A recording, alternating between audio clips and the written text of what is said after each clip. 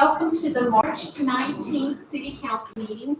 We're happy to see so many of you here. If you'd please silence your cell phones. The meeting is called to order at 6:01 p.m. and we will start with the invocation.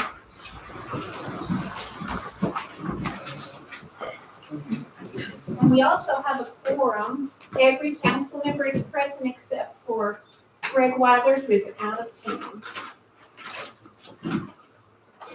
Our gracious Father, we thank you for making Oak Point a beautiful place to live. Thank you for the opportunity to honor our 3 Oak Point veterans tonight. We are so proud of David Griffin, Matt Lotz, Kevin Trimble, and we want to thank them for their service every opportunity we get. Please bless and protect our entire staff and keep our police and firefighters safe. We pray for all of those that need healing, and we ask for comfort for those that have lost loved ones, like our Zipser family this weekend. In God we still trust. Amen. Amen. Would you lead us in the pledges, Paul? I will. Please join me in the pledge of the American flag. I pledge allegiance to the flag of the United States of America and to the republic for which it stands, one nation, under God, indivisible, with liberty and justice for all. And now to the Texas flag. Honor the Texas flag. I pledge allegiance to thee, Texas, one state, under God, one and indivisible. Thank you.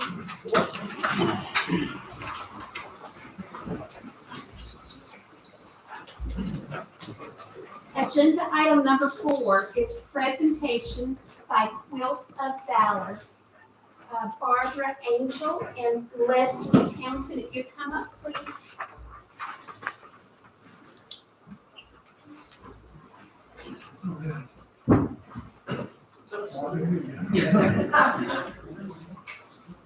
Oh.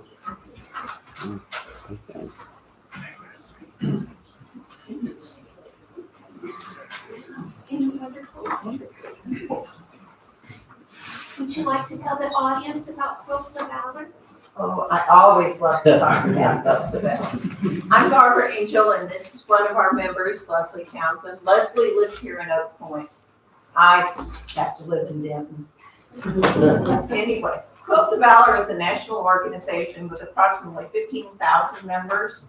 We're in all 50 states, and we have 25 chapters here in Texas. And what we do is we make quilts, and we make them for our veterans and active duty warriors, and we award them and thank them for their service.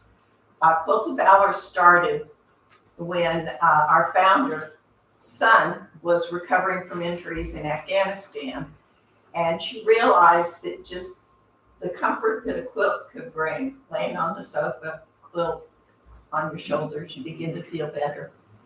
So she and friends decided that's what they would do for all of the soldiers who were wounded and in the hospital. They lived in Virginia, and they weren't far from Walter Reed, so they had plenty of opportunity. So they started making quilts. And a friend of a friend knew somebody at Walter Reed, and the very first quilt was awarded to a young soldier who had lost a leg in Afghanistan. I imagine it was a little disconcerting for him because the person awarding him his first quilt was a 4-star general. We don't do that. I don't know any 4-star generals. I know a couple of 1-stars. But our goal and our mission is to offer thanks and comfort and maybe some healing, and to let our warriors know how much we appreciate what they have done. I'm of the Vietnam era, I'm aging myself here, but I can remember how our troops were treated when they came back. And we did not want that to happen again. So 22 years later, we have nationally awarded 405,000 quilts. And we've done 3 in Oak Point, and we have 3 more tonight. And Leslie made them all.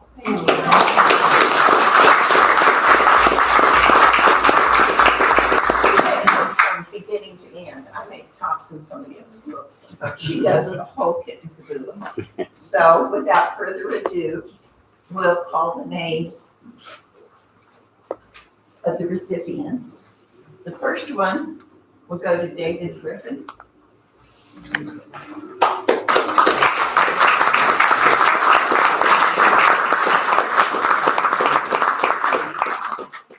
his niece is here. Take off Rappy. So you want to get on the other side?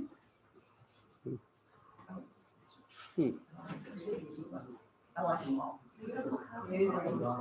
Both sides are beautiful. You want to stand there and grab it and go down to the Thank you for your service. We get using the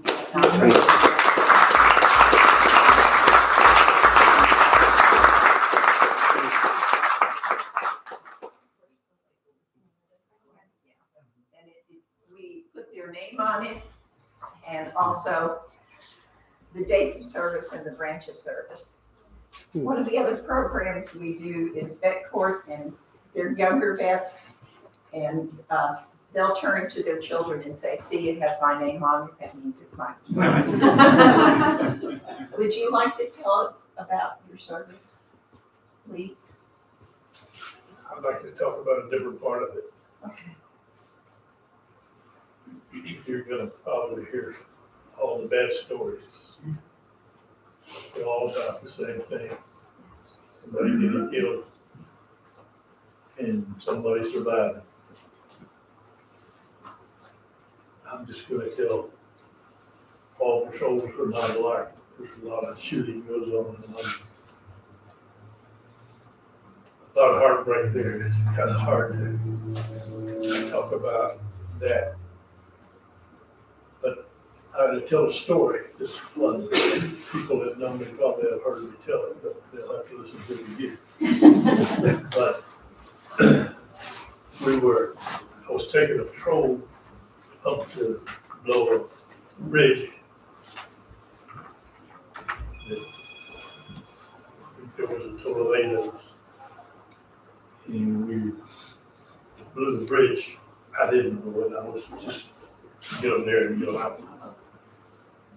But we were coming back in the Yalu River. And that time it's so cold and snowy and ice and stuff in Korea is unbelievable. Breathe. But if you follow the river, everybody uses the river for water, what have you to drink. But it's winter and it's so cold, it's mostly ice. But they have their little spots that they can go to, dig up, whatever. But this particular time, I chose a deeper spot because I felt like they wouldn't be able to do anything in a deeper spot without getting wet. And they would go on and pick up whatever they wanted in a smaller, not so shallow. I'm having a little trouble telling this because I can't think of everything. I'm getting too old. This month, 50 years. But long story short, I left the troops there, which I always did, and then just camouflage as much as possible and lay still. And I wanted to go see if there was anybody following us, or if the way I wanted to take us back was clear. And as I was coming back from doing that, I'd gone through pretty much as high up in the little hill as I could go, so I couldn't see anything, and I was on my way back. And as I was coming down the hill, most of the trees and stuff like that had been blown away with artillery and just the trunk of the tree or something. And I was coming through there while I saw a patrol coming up around the communist patrol, Korean patrol. And as we come getting closer, I just stayed behind this trunk of the tree that I was there. And it's just as they're getting where they're about, I'm thinking about I've got to do something. I had a carbine loaded, but I was putting a double clip, taped it together, and I was getting ready to step out and do whatever I was going to do. Because there was just probably 10 or 12 of those guys. Then they coming across, of all things, the dog starts running. He's coming up this way. In Korea, if you don't know, they eat dogs. So the dog was coming up in our direction. He saw me thinking I'm gonna eat him too. He turned that way and the Koreans started all talking about everything. They just started easing, just graduating to the side the dog was going in and they all started chasing him. And right by me and up the hill. And there I was all cocked and ready to go and nobody to shoot. But it was a amusing story because got back and told me how they wouldn't believe it for anything for a little while. That's my story. I want to tell one about something good that happened. It happened to me, it happened to people that I was taking care of.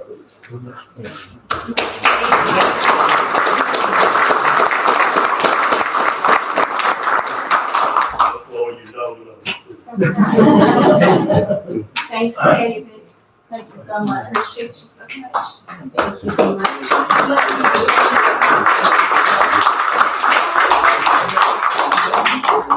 Thank you.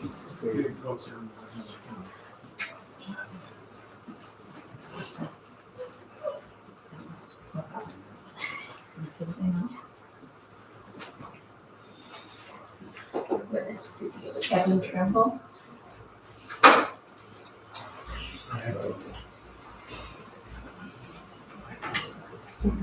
This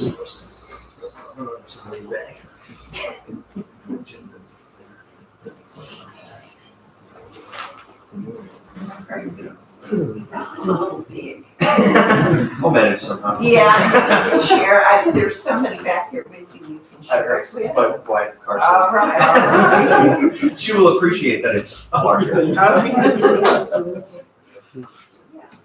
Kevin served in the United States Army from 210 to 213. Afghanistan. Yep. I have a niece that did a couple of tours. Okay.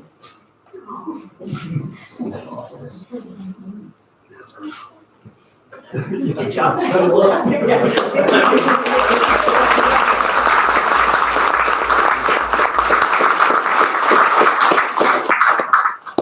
This is a special pattern that Leslie makes, and when you see the quilt up, it's like garlands, like you hang outside your porch on the 4th of July. Oh, yeah. So,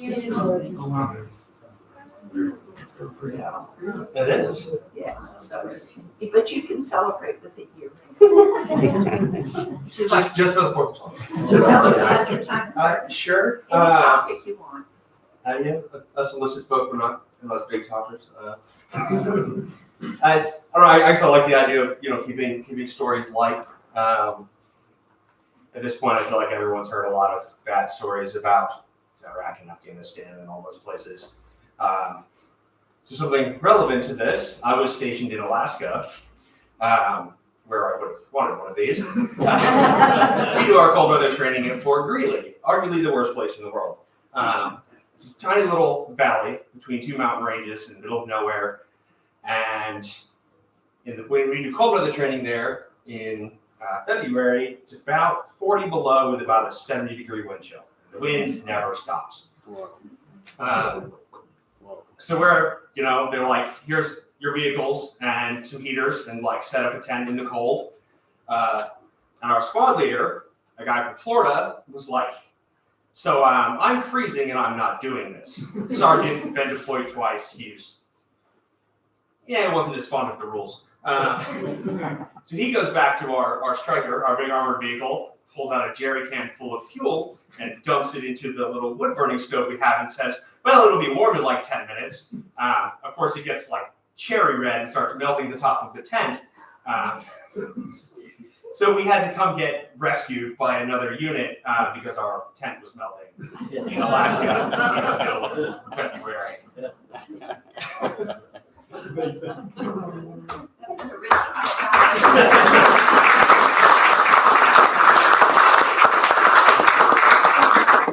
We've been awarding for 6 years, and that's an original. Thank you. Congratulations. And then our final one for tonight goes to Matthew Lutz. How did I say it right? Lots. Lutz.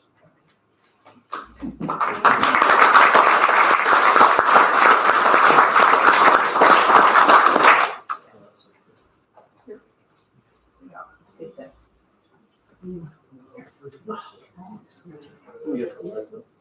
She does gorgeous work.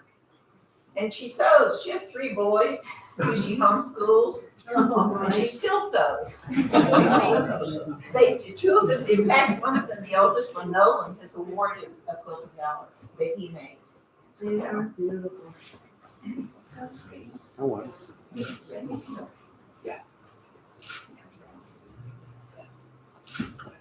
Okay.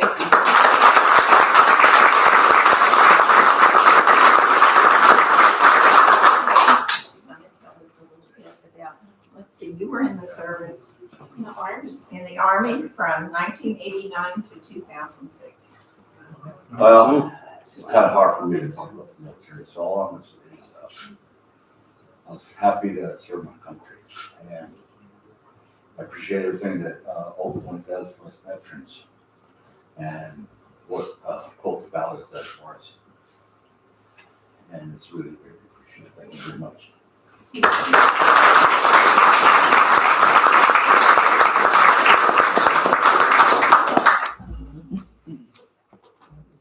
Thank you, Barbara, and thank you, Leslie. And I'm so proud that Oak Point is known as a city that appreciates and has great gratitude for our veterans. We want to thank you with every opportunity.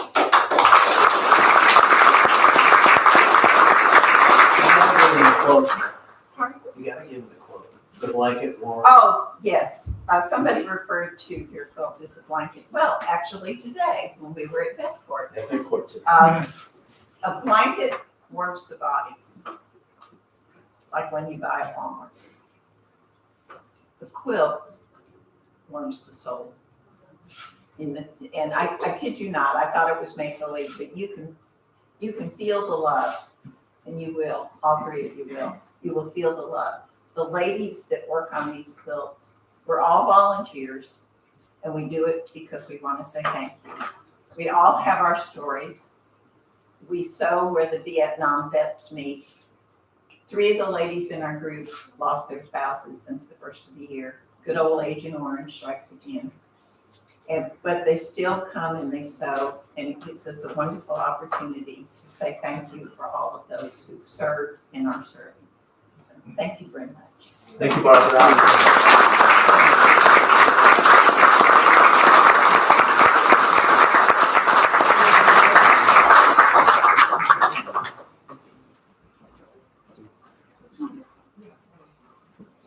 Agenda item number 5, items of community interest.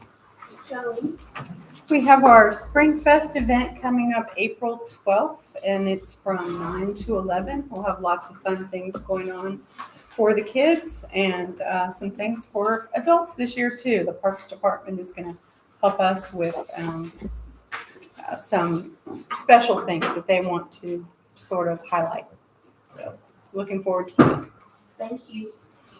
I would like to introduce Wayne McCaffin. He is our interim city manager, and he is doing a great job to help us.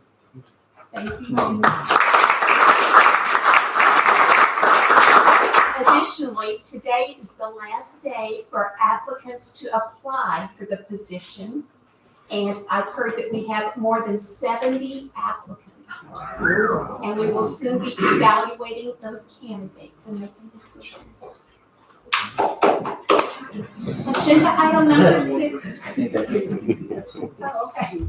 Agenda item number 6 is public input. I think I have at least one public input at this time. James Hankins, did you wish to speak at this time?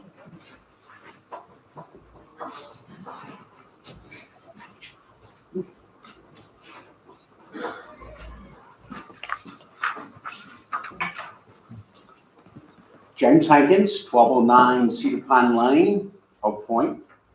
Mayor, City Council, thank you for your time. Wonderful event that we just had. As a citizen and a board member of the EDC, I noticed item 14 on the agenda which brings me here tonight. I wanted to share my comments and concerns related to the amendment of the developers agreement, as well as a preliminary site plan that was shared with the EDC last week. Our citizens don't want to duplicate what they see on Highway 380, being a bunch of individual developments, fast food drive-throughs, nor the same as we see in Little Elm, which is much of the same, with revolving doors of businesses opening and closing. The only thing consistent in Little Elm is a string of silly lights on the buildings and a bunch of closed businesses. The citizens of Oak Point want better planning for the FM 720 corridor. And to answer that call, the EDC commissioned Half Associates at the cost of about $200,000 to help us with an overlay corridor plan. This started back in 2023 with several joint meetings with 15 to 20 people, of which several of you have attended, and citizens. Our citizens want the strip of 720 to have some consistent, uniform look with suggested architectural finishes, some walking appeal to convey a downtown feel. Lost my place. And especially on the 18-acre hard corner of 720 and Shahan Prairie, being a possible town center, town hall, village center, being a good central space for family-friendly gathering for dining, shopping, and entertainment and socializing, all being adjacent to or part of our future civic center on 4 of the 18 acres. Half has made great progress getting us all on the same page, however, at a much slower pace than we anticipated. Let's not forget all of this hard work we've put into this plan and try to get Ashler on board with it. The site plan that was shared, while it does indicate they may have a grocer of some sort in the back, which is exciting, the frontage, however, is nothing more than several small pads to be sold, which, if we're not careful, will end up being the same old thing you see everywhere else. Let's make Oak Point something special. Now, regarding the Civic Center 4 acres, my concerns regarding the detention pond are the following. Is this detention pond part of the solution for the entire development with unusable drainage easements, or just for the Civic Center land? Will this detention pond be potentially an amenity or just an eyesore with ongoing maintenance items? Has the city investigated options with its own civil firm before accepting it as part of the 4 acres? That might be a good step before we accept it. Also, while you're considering amending the agreement, I understand the original agreement is not clear regarding the responsibility of Martop or even the completion date. The sooner this road is completed, the more relief you will see on Shahan Prairie and the mess that we have at the intersection. Maybe that should be cleared up in this amendment as well before execution. Those are my comments and concerns. Thank you. Thank you. Tina, did you see mine? Yes, I got it. Deborah, do you wish to speak at this time or later? I'll do it. Sorry. I wasn't sure if you said it. Thank you for your time today. I'm Deborah Armstrong. I know many of you. I've been a resident of Oak Point for 29 years, and I serve as president of the EDC. And I'm here also regarding item 14, and I want to reiterate many of the same things that James talked about. Over the past 2 years, EDC, in collaboration with council, P&Z, and members of Park Department, has dedicated numerous hours and consulting dollars, as James alluded to, on developing a vision for the commercial corridor, including the character code and what it looks like for Oak Point. As part of this effort, we collectively envisioned and we conceptualized a town center for Oak Point. And this town center includes a space for civic center, pedestrian areas, green space, and serves as a community gathering space. As a community, we have been clear that we do not want Oak Point to resemble Little Elm or Highway 380, with continuous chain of retail centers. We have recently seen an early site plan from Ashler that they've been working with the developer, and I am very concerned with the direction that it's taking. It does not align with the vision we have for that corner, and if this plan moves forward, we have failed our citizens, and we have wasted 2 years of our time and dollars. I urge you to ensure that we stay aligned to our vision and that we work together and influence Ashler to stay on course, to stay on the plan, and we incent them through the developers agreement and make changes whatever we can to stick to the vision for Oak Point. Thank you. Thank you. Does anyone else wish to speak during public input? Everyone that came for the Quilts of Valor, we're so happy y'all are here, and we're not running you off, but this meeting could go very late.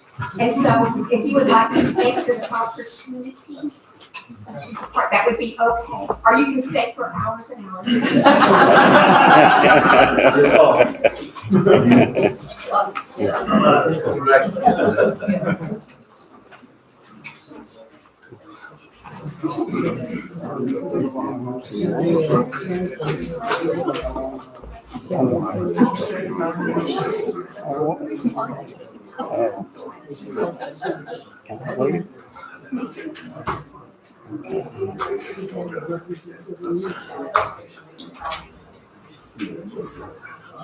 Thank you for coming.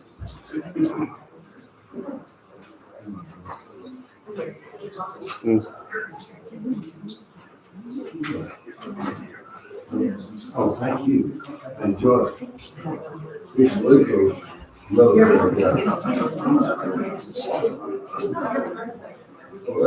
Sorry. I didn't switch it. I heard you bless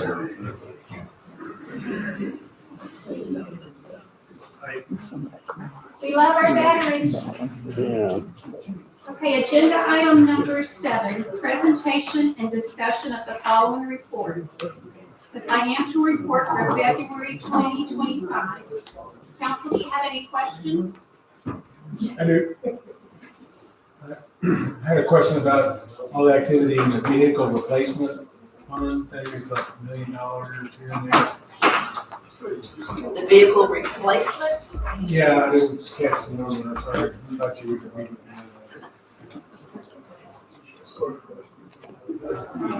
Can you?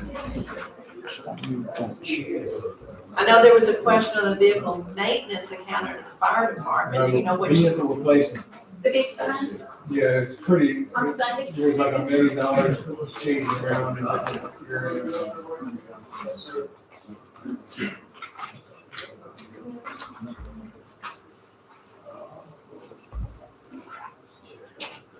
Oh, that is the place, so we purchased the ambulance and the mini pumper. So we've used the grant money to purchase that, but I have to show the expense somewhere. So that's what that is made up of. Because the ambulance, I believe, was here around $390. 376. Yeah, and the pumper was a little over 400. Might be another piece in there, because I know there were some more invoices that went along with the pumper. For some loose equipment. Some equipment. Also, the striker stuff for to go inside the ambulances in that as well. Okay. And the grant monies from the federal government, our citizens did not pay for it. Exactly.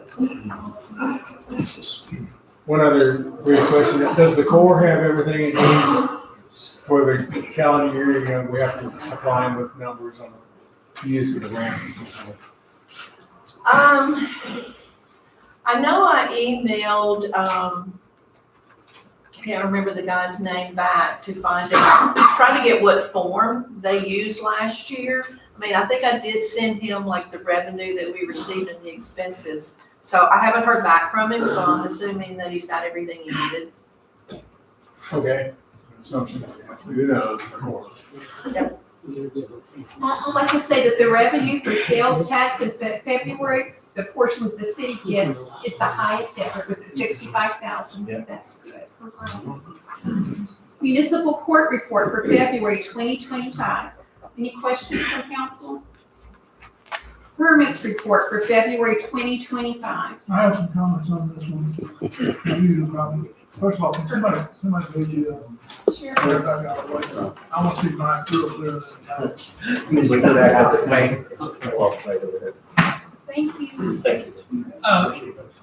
As usual, I'm tracking the, Permits and licenses. permits license, the budget we were gonna take the revenue versus actual. And as most times, we were behind on permits.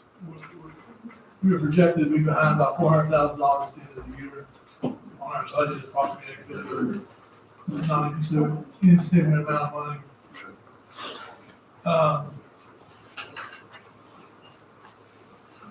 I guess that's basically it. I mean, it was better than last month, we projected at 465, but now we're at 400 negative.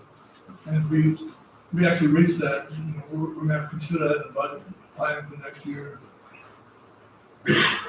And Vicki has several building permits that she's Yeah. working on this month. Wayne's got a report. Yeah, she got actually 27 in. Because we had two last month, that'd be good. And so basically, we have Wild Ridge coming on with phase 7. Okay. And I've been told we will have as much as 74 coming in very quickly. Wonderful. You know, at $3,000, $4,000, or $5,000 per pop, that adds up pretty quick. That'll pump up the line a little. That'll pop up. She had a $10,000 permit just today. Yeah, and she had a couple of those that were 10,000. Okay, That that's includes, all I have. that includes impact fees Yeah. as well, so, you know, doesn't hit that exact line, but we have some real revenue coming in very quickly. You bet. Thank you. Police Department report for February 2025. Chief, Are there any questions? would you like to tell your story about the warrants? You don't have to if you can't. I just thought it was interesting. Yeah, I can speak on it, and then later on, we'll get the official count.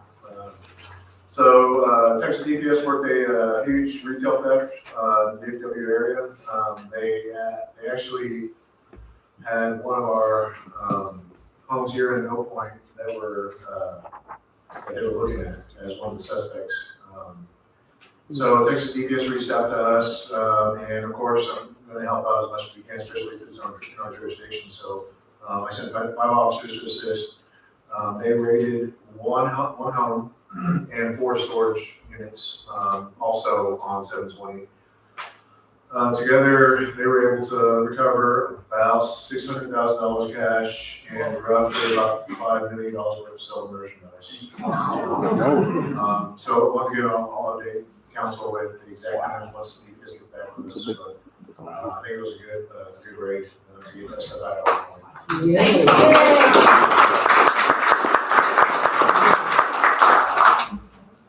Then this is kind of glitch related because this was cash on me. So in regards to what I brought up last month, the reflectors on Martindale. Spoke with Martin, and so the cost of that's going to be only $657. And so I don't think there's any need for a motion. It's just, and Martin says it's within the budget. He's just waiting for an okay from Wayne to move forward with it. So he did mention that if he was given the green light on it, he does have some cracks to seal before he actually puts this in. But it's the total price for the $657. Great. Fantastic. Thank you. You got a comment on that? I've had several people complain about northbound traffic turning left on Martindale and not seeing that curb that's there, which is kind of flattened out. I was suggesting putting some reflectors on that somehow. I don't know, pucks or something, so people can see where that curb is, so they won't be hit. I'll make note that we'll look at it. Any word on the cows? You didn't hear? Today I had 6 cows wandering around on my property. Yeah. 6 big black ones. And you was fine. You're Wow. Thanks for dinner.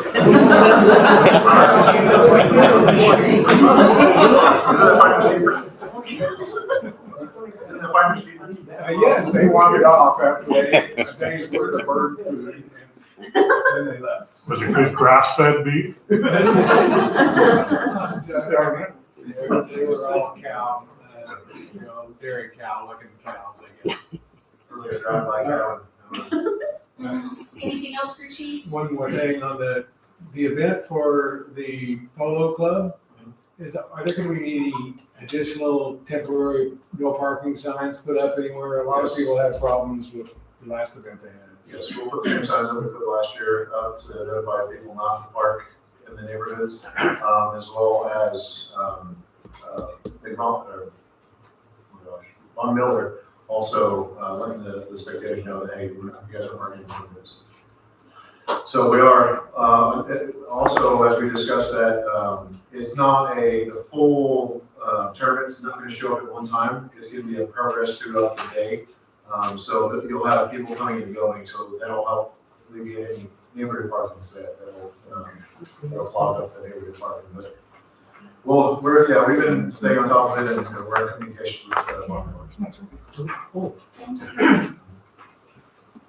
Fire Department report for February 2025. Chief?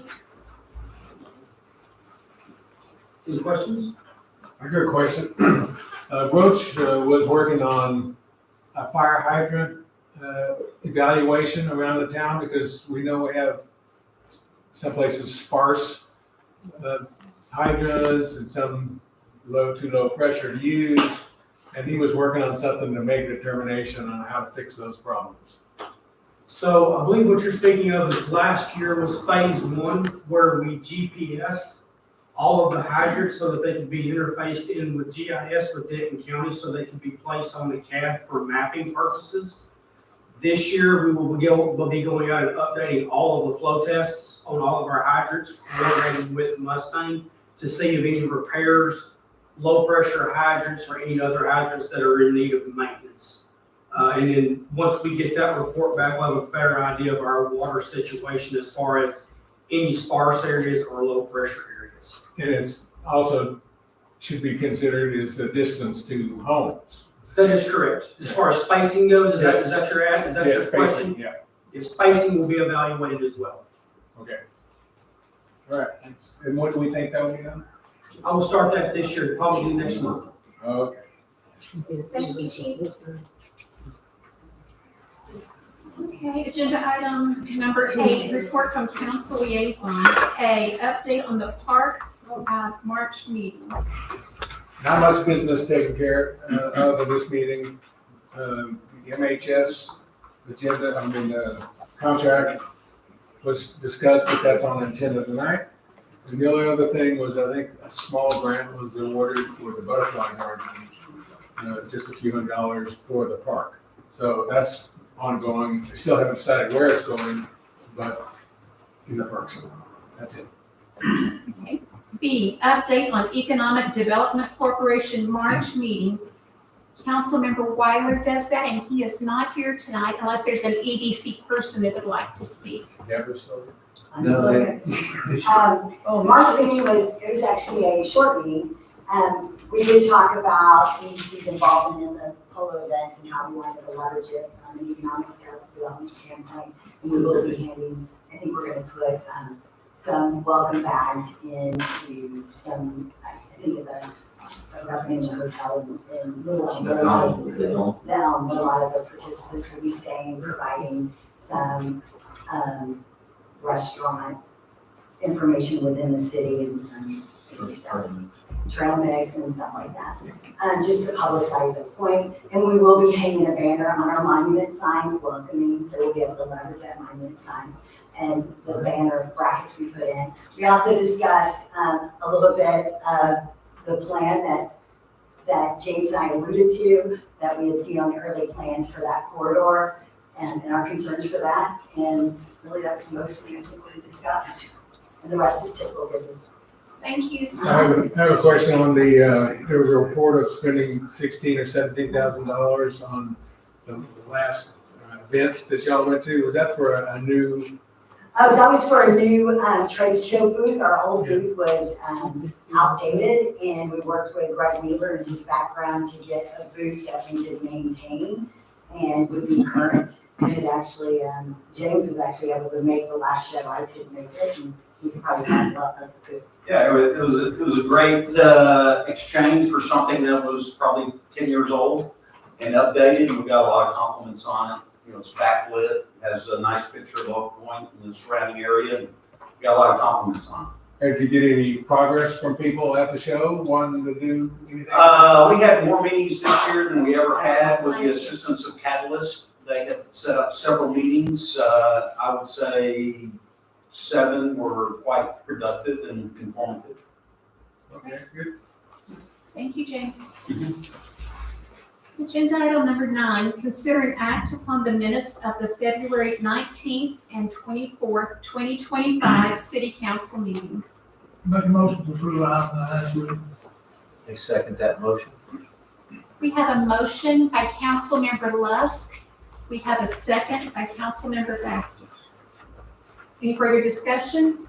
If not, we'll vote. All in favor say aye. Aye. Any opposed say nay. The motion passes unanimously. Number 10, presentation and discussion by MHS Planning and Design regarding the 2 park agreements for Grant Consulting. Mayor, council, staff, thanks for having us. My name is Hunter Rush with MHS Planning and Design. I think we have a presentation available here shortly, but I'm here to talk real briefly about the 2 projects we have in partnership together. You also have handouts that we brought, again, in case this, oh, here we go, perfect. Just real briefly, we are MHS Planning and Design. We're a planning and design firm. We're based out of Dallas. We do work all over the state of Texas, landscape architecture, planning, grant writing, and engineering. That's what we do, focused on parks and recreation mostly. So we're, again, here on the screen, we do a lot of grant writing, which is what we're here to help you all out with over about $45 million, with a 90% success rate in all the projects we work on. So the 2 grants we're working on, and I'll run through this real briefly. I know you mentioned maybe a potentially hourly long meeting, so I can go pretty quick. So the TxDOT, you can go to the next slide, please. The TxDOT grant we're working on right now has already been submitted. It's a 2-phase grant. You submit a preliminary application. If you're approved, you go to the second round. So we did submit that in February, just a couple weeks ago. And it's about a $4 million project. Again, those are using TxDOT numbers. So it seems high. You have to use their numbers based on their metrics. Again, your match would be about $800,000. And from our understanding, funding will come through Parks Board and the general fund, or not Parks Board, sorry, Parks Department. And funding can be utilized for preliminary engineering, design, environmental, and everything to get the project ready up and running. As you can see the schedule there at the bottom, it's under review right now. We should find out in April if you're going to move to the next phase. If so, we will develop the next round, submit that, and we'll find out in October if you are funded. Next slide, please. Thank you. This is the map of what we submitted. You can see the red lines. It's a little hard to see. What I should hand that drive there, you got about 1,000 feet of sidewalk. The developers providing on McCormick that gap right there, and then we're applying all the way to Naylard up north, connecting back to the school. So that is what we're applying for that red area. It's about a mile in trail for TxDOT to pay for. Next slide. Thank you. The other application we're working on with you all is the Parks and Wildlife Boating Access Grant. That was actually submitted, I believe, by the city in 2023. So it has already been awarded by Texas Parks and Wildlife, and that is for $333,000 total for planning and design. So it's a 2-phase project as well.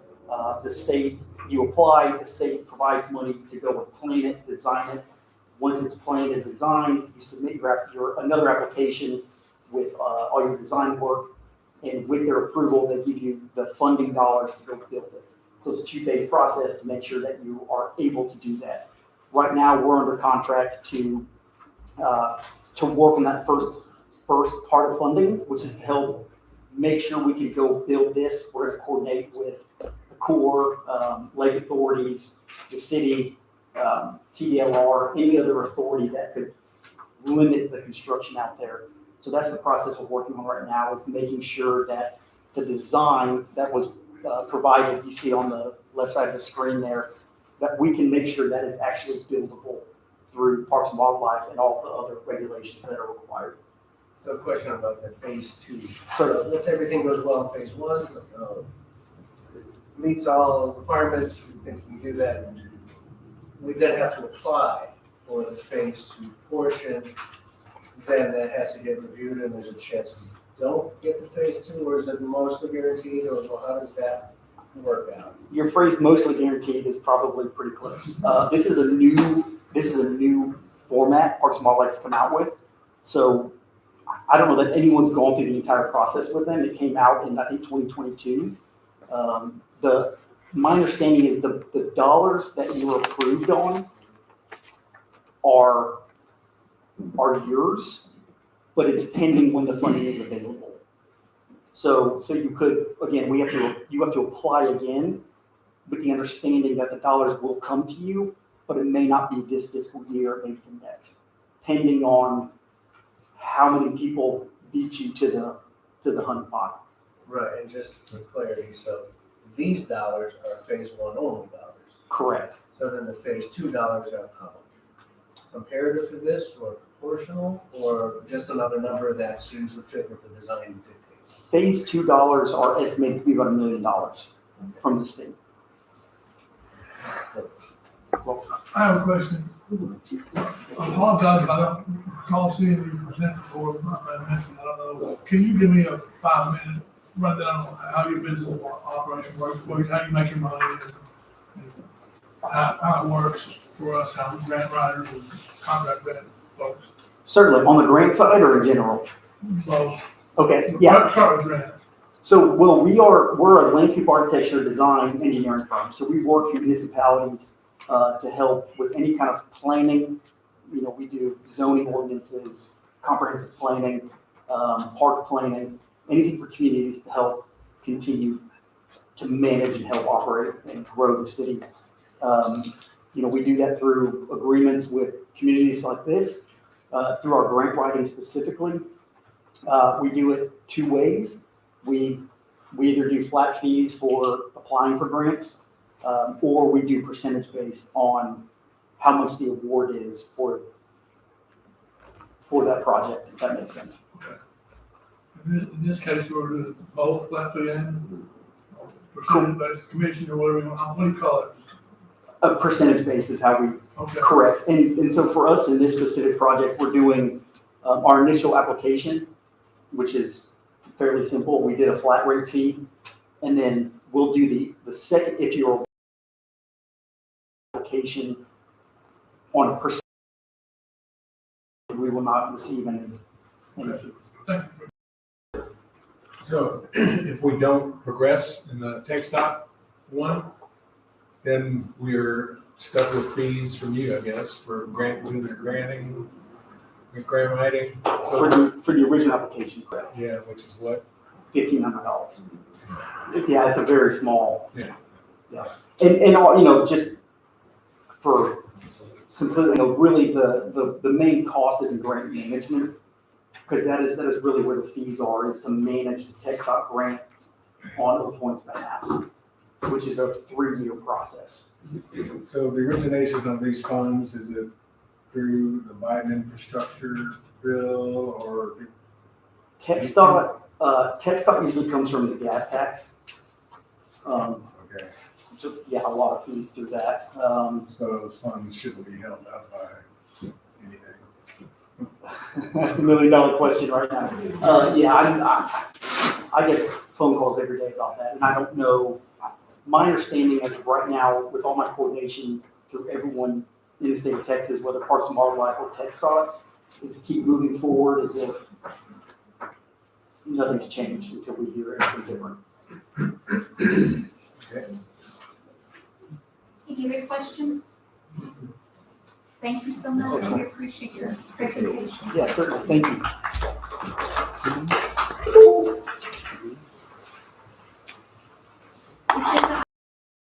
Considering. That's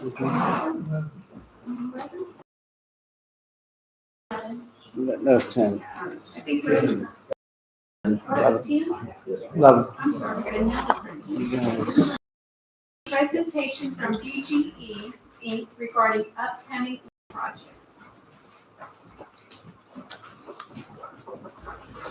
Good evening, Mayor and Council. I believe we have a presentation coming up here in a moment. My name is Dan Prendergast. I'm a director at BGE, the Public Works Department. We've got two significant projects going on with y'all right now. We've got the McCormick Road project and the citywide asphalt repair program as well. I'll talk about both projects here in the update. First one being the McCormick Road project. Next slide, please. Let me get you A clicker. That'd be great. nope, that's not the right one. Let's try this one.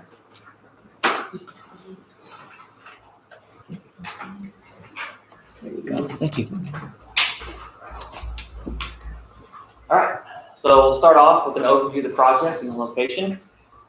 It runs from just west of Yacht Club and Naylor Road that was added on to the scope to fix the intersection there since there's a skew and 5 approaches. It runs east through Winchester all the way down to FM 720. The portion now between Naylor and Yacht Club to about 600 feet west of FM 720 is going to be a 3-lane section, 2 through lanes and 1 shared turn lane. We looked at doing a 4-lane section for the last council meeting, but the right-of-way couldn't accommodate the trail and the ditches and the roadway. So we needed to narrow the roadway down to 3 lanes. It includes a trail to be constructed by the city, which I think was part of the previous presentation as well. And then the portion along Chaparral Park constructed by the developer. And then on the far east side, there's another portion of a 6-foot trail to be constructed by the city. So that's an overview of the project. I'm going to talk about typical sections here. If I can get it. There it goes. Talked about the 3-lane sections. So this shows 2 options for a 3-lane section. It's got the 3 12-foot lanes, 2-foot shoulders. You've got the sidewalk on the left side and a 20-foot buffer, and then ditches on both sides. Because the first section, the far west part of the project, there's a lot of drainage that flows from north to south. We need a large ditch.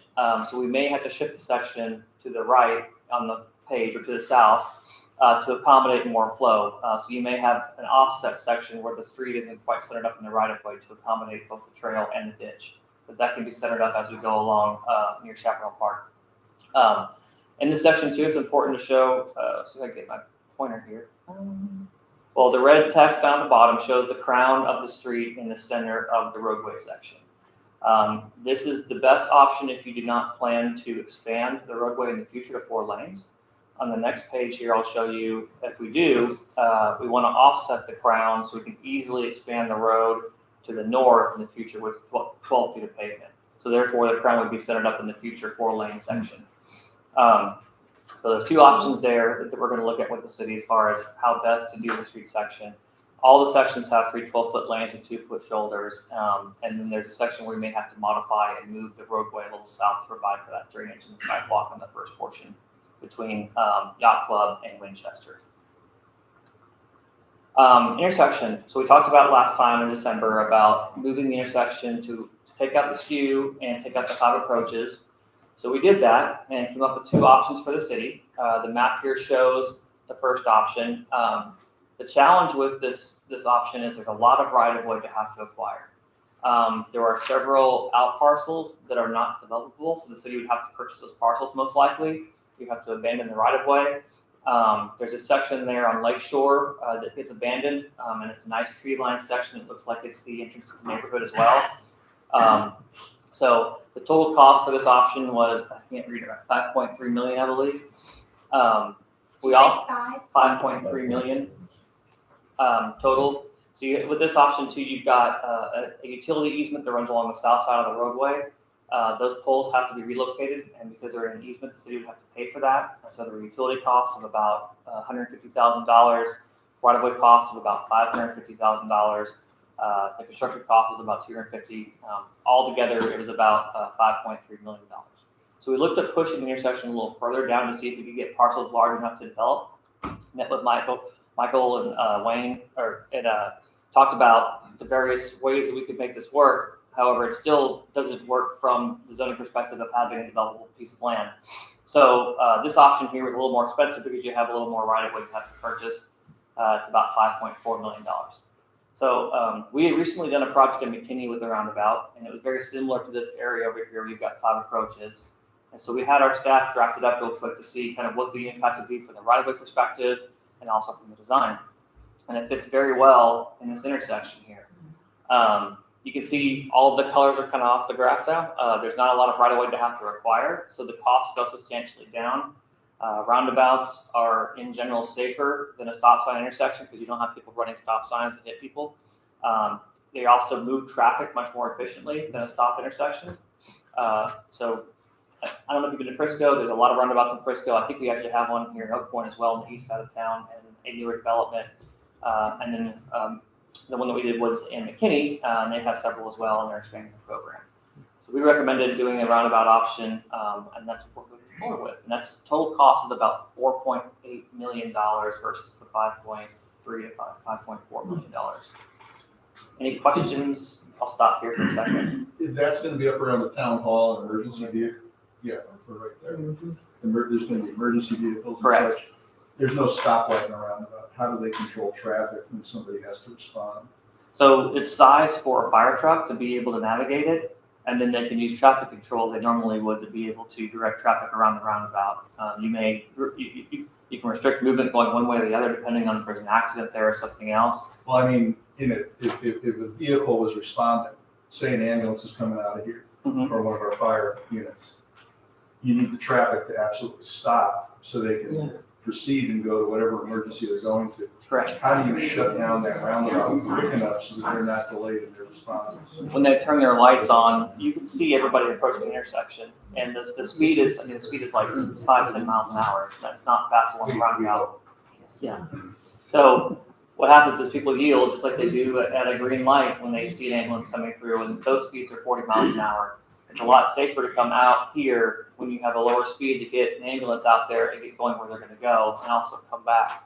Any input from back of the room? Excuse me, Chief Sesting, would you like to comment? I don't think it's as big of a concern as you're anticipating it being, because as we enter a roundabout, we have a clear view of all entry of coming into the roundabout. Plus, there's not the traditional stop sign where we have to clear because they're typically faced with yield signs, correct, sir? Correct. So it's not as big of a concern as I think you might think it may be, because we do have a clear field of view of all lanes of traffic coming into the intersection. And the challenge now too is when you got a stop sign, it backs up, I'm assuming, during peak hours, and you're stuck behind traffic trying to get out of the way when there's, they don't see what's going on. So it moves traffic a lot more efficiently as well. So this little section right in here, I'm a little unclear. Where is this requiring more land to make that, or is it? Correct. There's a little bit of land. So part of the design makes you curve before you hit the roundabout to slow traffic down as well. And so to be able to bend the road, you see as it comes in there, there's a little more right of way that's needed on the back corner of that parcel. And this is a very preliminary design too. It's possible we could shift it to the east some and take more right of way from the parcel to the east. It could be shifted south a little bit as well. This is very, very Preliminary. Yes, very preliminary. Is there a fourth option? I don't have one You right don't now. like roundabouts? I like roundabouts, but you have to know how to use a roundabout. I'm very concerned about that being the main. I mean, I think that intersection probably gets more traffic than any other intersection in Oak Point up in 720, honestly. Right. I have my druthers about how that might ultimately Sure. function in real application. So part of our scope on design looks at traffic volumes and counts to make sure that we're designing the roundabout appropriately for the amount of volumes going through, and also based on the turn movements. It's not the volume I'm concerned about. Okay. Education. One thing I know, two, 3/4 way around, you can do the jump from south to east. Yeah, I just have a lot of concern. Have you had issues at the existing roundabout that's over on the east side of town? Has there been any? No, I'm not familiar with that one. I've been complaining about that from Boston. Flower Mound, and other places. Some have been great, smooth, and We don't have any lights down. a number of times it's looked at traffic. So personal experience. Thank you, Dan. Oh, there's still more. Oh, there's more, okay. Right of way position. Yeah, I wanted to go through this real quick. The bulk of the project, the right of way position, obviously is between Winchester and Naylor. That's where we're lacking the most in right of way. You see track 7, 8, and 9. The current records show that the parcels go to the center of the roadway. There would be prescriptive right of way for these parcels because they've got fence lines that are pushed back. But there's still more to acquire. There's a drainage easement. I wish I could use my laser pointer on this. Let me see. There we go.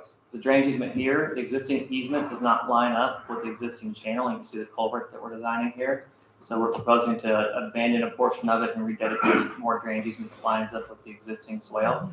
It's not something that you have to do, but it's the best practice. And then we've got slope easements that are in this yellow kind of hashed area here. As the road comes up for the culvert crossing, the grading is going to come outside the right of way in small areas. And so we have to get right of way and then a slope easement to make sure that the people agree to changing their land a little bit with the tie-in grades that you have with the channel and the sidewalk as well. So these are all preliminary, but we wanted to give you guys everything and not have to come back and say, oh, by the way, there's more, you know.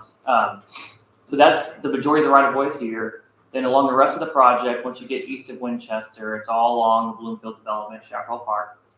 This is all right now planned to be dedicated by plat. However, if our project runs ahead of what their project runs, we'll have to do that by separate instrument in order to get the right of way to be able to construct the improvements. There's also a slope easement down by this other culvert here on the south side because the road's coming up to be able to accommodate the culvert crossing. And finally, you've got the dark areas by plat again with the Bloomfield home development, and then there's one slope easement here where there's a channel. We're going to connect the drainage system together and grade over this channel and do a curb and gutter section that's 4 lanes here at the very end of the project to accommodate the high volumes of traffic that you see at 720. So that's the overall right-of-way and easement envelope. We did want to show this too. This is a temporary connection. Acquiring right-of-way can take a long time. One parcel can hold up the project for years sometimes if things don't go well, right? So one option we proposed to the city as well was being able to do the full improvements to here and then do an asphalt temporary roadway while right-of-way is being acquired here and franchise utilities are being relocated to get this project moving because the road is in not great shape. The city has to maintain that for a while. So if we see things slow down here, that might be an option to consider to keep the project, the majority of the project going and then construct this portion whenever all the right-of-way here is acquired. Construction costs, kind of went through this already, but the construction cost estimate is $6.3 million. We've got contributions from the developer and Benton County, so the city total is about just under $4 million. You look at the right-of-way cost of $300,000, the franchise utility relocation cost. The total, when you look at the contributions, is about $4.3 million. And then next, any questions on that before I go to the next project? Yeah, there's yellow slope easements. What does that look like? I can't see what that looks like. It's the ability to be able to grade on someone's property. So grading meaning you're changing the grade for the roadway. So when the roadway goes up, you're having like a 3-to-1 or 4-to-1 slope that comes down, and that slope sometimes has to tie in beyond the right-of-way line, and that easement, the property owner is giving you permission to be able to grade on their property. Okay. And then the north side of that asphalt protection section, those trees, that's the majority of the trees. I mean, they're gonna be all gone, right? Correct. Everything is blue, brown, pink, orange, red. That's all the trees on the north side of the road. Correct. And most of the trees in this project will not be saved because of the grading of the ditches and everything else that needs to be done. And we've looked at trying to save them, but they're so close to the roadway. Most are within the pavement. There's just not a lot of ways to save them. And what are those in relation to the front yards of the owners of those properties? On the north side? Over them, like, just trying to. I'm bringing it right down the middle. Yeah, I mean, they're basically along their current fence line, I believe, if you drive out there. And the fence line is, I think, approximately where the trees are. And then the closest structure you've got is this property here. This house is about 19 feet or so from the proposed right-of-way. It'll be further away from the pavement because you've got the ditch section there, but the sidewalk will be about 20 feet from the house. And then there's a shed here that looks like it can be, it's not a permanent structure per se, but that's gonna have to be either relocated or removed in order to acquire this right-of-way as well. And what's the current distance of that property to the road? From the fence to the roadway, I don't have that information right. What's that, I'm sorry? It's 19 feet. 19 feet from the proposed right-of-way to the house. Right, what is the distance to the existing? I have the right-of-way from the center line here. I haven't measured from the existing pavement to the house, but I can find that out. Mike, do you know what that difference is? What we have right away today is 60 feet, we're going to 80, so 40 feet. It's probably close to 30 feet from the current right of way line to the house today. Probably close to 40 feet from the roadway. From the pavement. 35, 40. Can you back up to the cross section?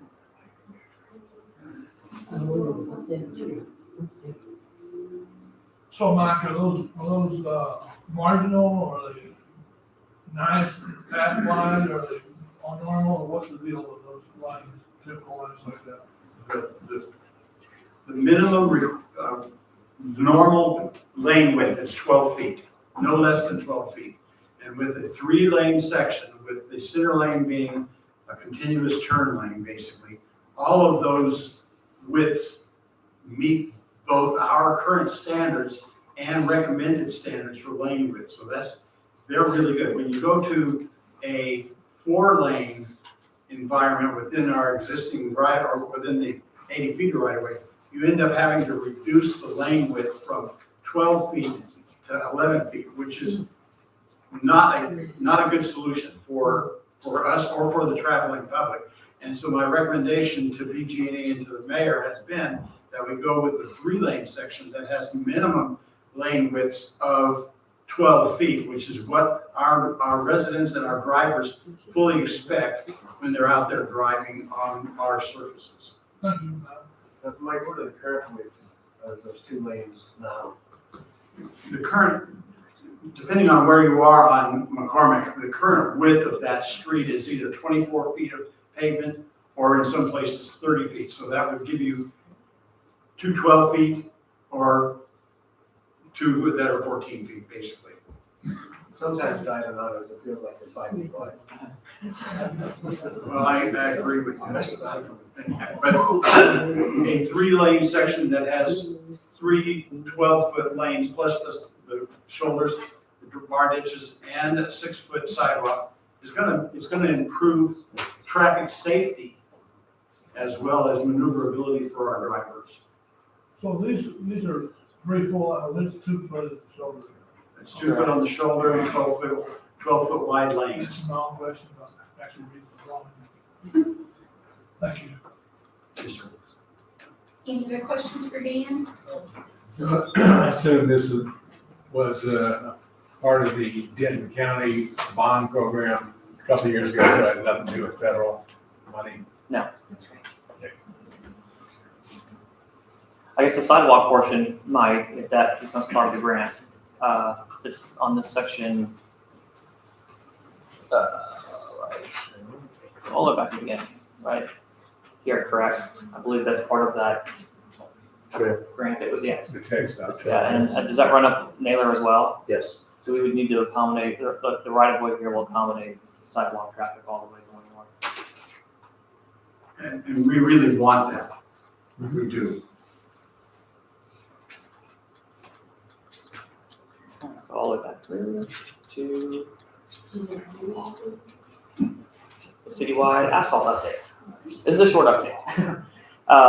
We presented back in December. These are the areas that are going to be chip sealed. You got 3 locations, and then we added the 4th location, Winchester, up here as well. So that'll be chip sealed. We're going to bid the project here in late March. Estimated project cost is about $440,000. We plan to start construction in June. It should take about 2 to 3 months to complete all the areas. So that's really it for that. Any questions on that project? So Stephen had a pretty comprehensive, our opinion, that it would like get all the streets in Oak Point that need it. And so I see Eagles Landing in desperate need. It's not included. So is that a second phase or is it off the radar? We didn't have the discussions. He gave us the scope of work that he wanted to work on, and so we put those in the plans. We didn't do an assessment of the pavement to prioritize locations. I don't know if he's done that previously, but we haven't seen that. I'm not sure what Stephen did, but he seemed to talk about all of the roads, Point that were substandard. Sure. Would be done pretty soon. And now we've got this and nothing planned after that. We can look at it during budget time. It's coming. Thank you. Absolutely.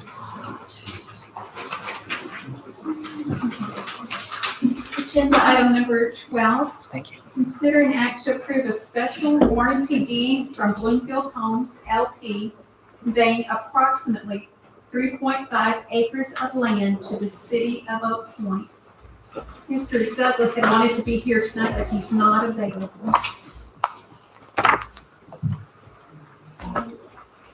Would you like to speak on this, Wayne or Jeff? Yeah. I mean, this item was part of a development agreement where, they would convey 3.5 acres. And so that, what we have is a special warranty deed where Bloomfield makes that conveyance for no cost to the city, subject to y'all's approval. And I believe Johnny received the deed today. The signed deed, yeah. What'd you say? The deed has been received, executed. Yes, it has. Council, do you have any questions? Is there a motion? I make a motion to approve as well as. Thank you. Second. We have a motion by Councilmember Horatio. We have a second by Councilmember Lusk. Any further discussion? If not, we'll vote. All in favor say aye. Aye. Any opposed, say nay. The motion passes unanimously. Number 13, consider an act upon a resolution approving and authorizing the mayor to execute an annexation and development agreement with Thomason Inc. Mr. Coker? Come on down.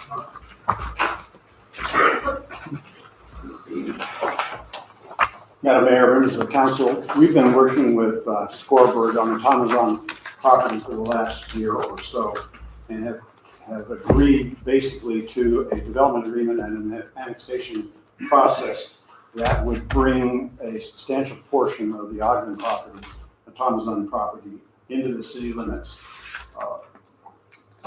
in coordination with an annexation and zoning process that is outlined in the development agreement. John Arnold from Scoreboard is here and would like to make a presentation to you, and if you can allow that, then I'll be happy to answer questions after that. If you That'll would be like. great. Thank you. Thank you, Mr. Coker. John, this is one here.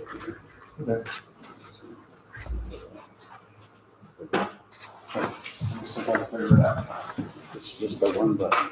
That's only gonna point, if, you'll just have to tell me, since it's a Oh, PDF, you'll have to tell me to advance. I'll have to tell you to advance. Right. That's right. And She's she's good, we're gonna be a good team.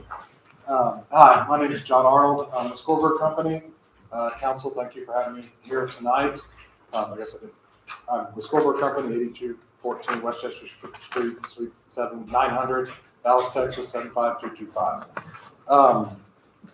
So we're Scoreboard Company, we're here to talk about the Thomason property. I'm gonna take y'all a little through our company background, nearby projects that we've worked on, property location, land use compatibility, some architectural design features, and just kind of the project as a whole that we've been working. As Mike said, we've been working on this for almost a year now on designing, working with Mustang Sud, working with our neighboring landowners on easements. A lot's gone into this project and design over the last year, so I'd like to kind of take you through that.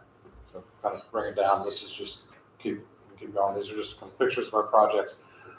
We're Scoreboard Company. We're a locally owned, that's DFW development company. We do just single family homes. We do master plan communities, anywhere from 2,000 lot master plan communities down to infill townhome to cottage home lots and Allen, Plano, and areas like that. We got our start in Parker, Lucas, Fairview in the late 90s and have been developing since. We're strictly DFW, so we're anywhere up from all the way to Anna, down to Midlothian, to Mansfield, to Fort Worth, to Rockwall.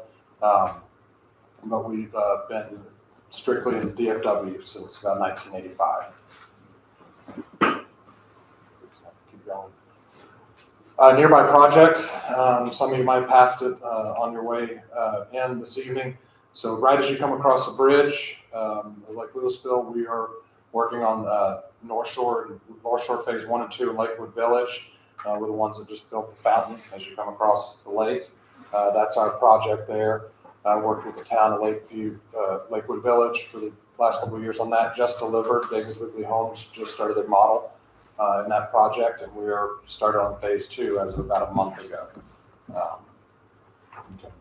And so, Excuse me, Mr. Arnold, I spoke to the mayor of Lakewood Village and asked what he thought about Scorburg, and he gave y'all a good, solid report. that's a hard thing to do. He's a tough man. But yes, we've built a good relationship with that town. And also flowing into that, so these are some projects we've done in the lake cities, just across the lake, and Corinth and Lakewood Village, and we're now looking to do another project in Shady Shores. We go to council on that next week. Stay there just 1 second. So we've done 7 projects to date. Oak Ridge Park is our most recent. It's on Lake Sharon. Greenway Trails was just on North Corinth Street. Timber Ridge was a townhome community we did on Corinth Street, on South Corinth Street, just on the east side of 75. Walton Ridge, I'll go through a couple of these, but Walton Ridge was one of our largest projects and kind of our most similar project to this, that in Oak Ridge that we're presenting. We did that in conjunction with the city of Corinth. We rezoned most of the downtown area for them. That had, I'll kind of show you a second, a multifamily. It aligned with a lot of the park and open spaces that did down in Corinth. So go down a little bit. So Oak Ridge Park's our most recent. This is a very similar project to this one, just south of Lake Sharon. It's about 56 acres. It was a PD for 110 lots. There's 170 cottage lots, 86 patio home lots, and 54 traditional lots. We have a playground and open space, and focused on saving some of the nicer trees in that subdivision. History Maker Homes, Windsor Homes, and Meritage Homes are our builders in that. We entitled it last May, and we are currently under construction. Walton Ridge, we zoned, I guess, in 2017-18. This project had a mix of 40-foot lots, 50-foot lots, 60-foot lots, and 80-foot lots. It's kind of our flagship community in Corinth.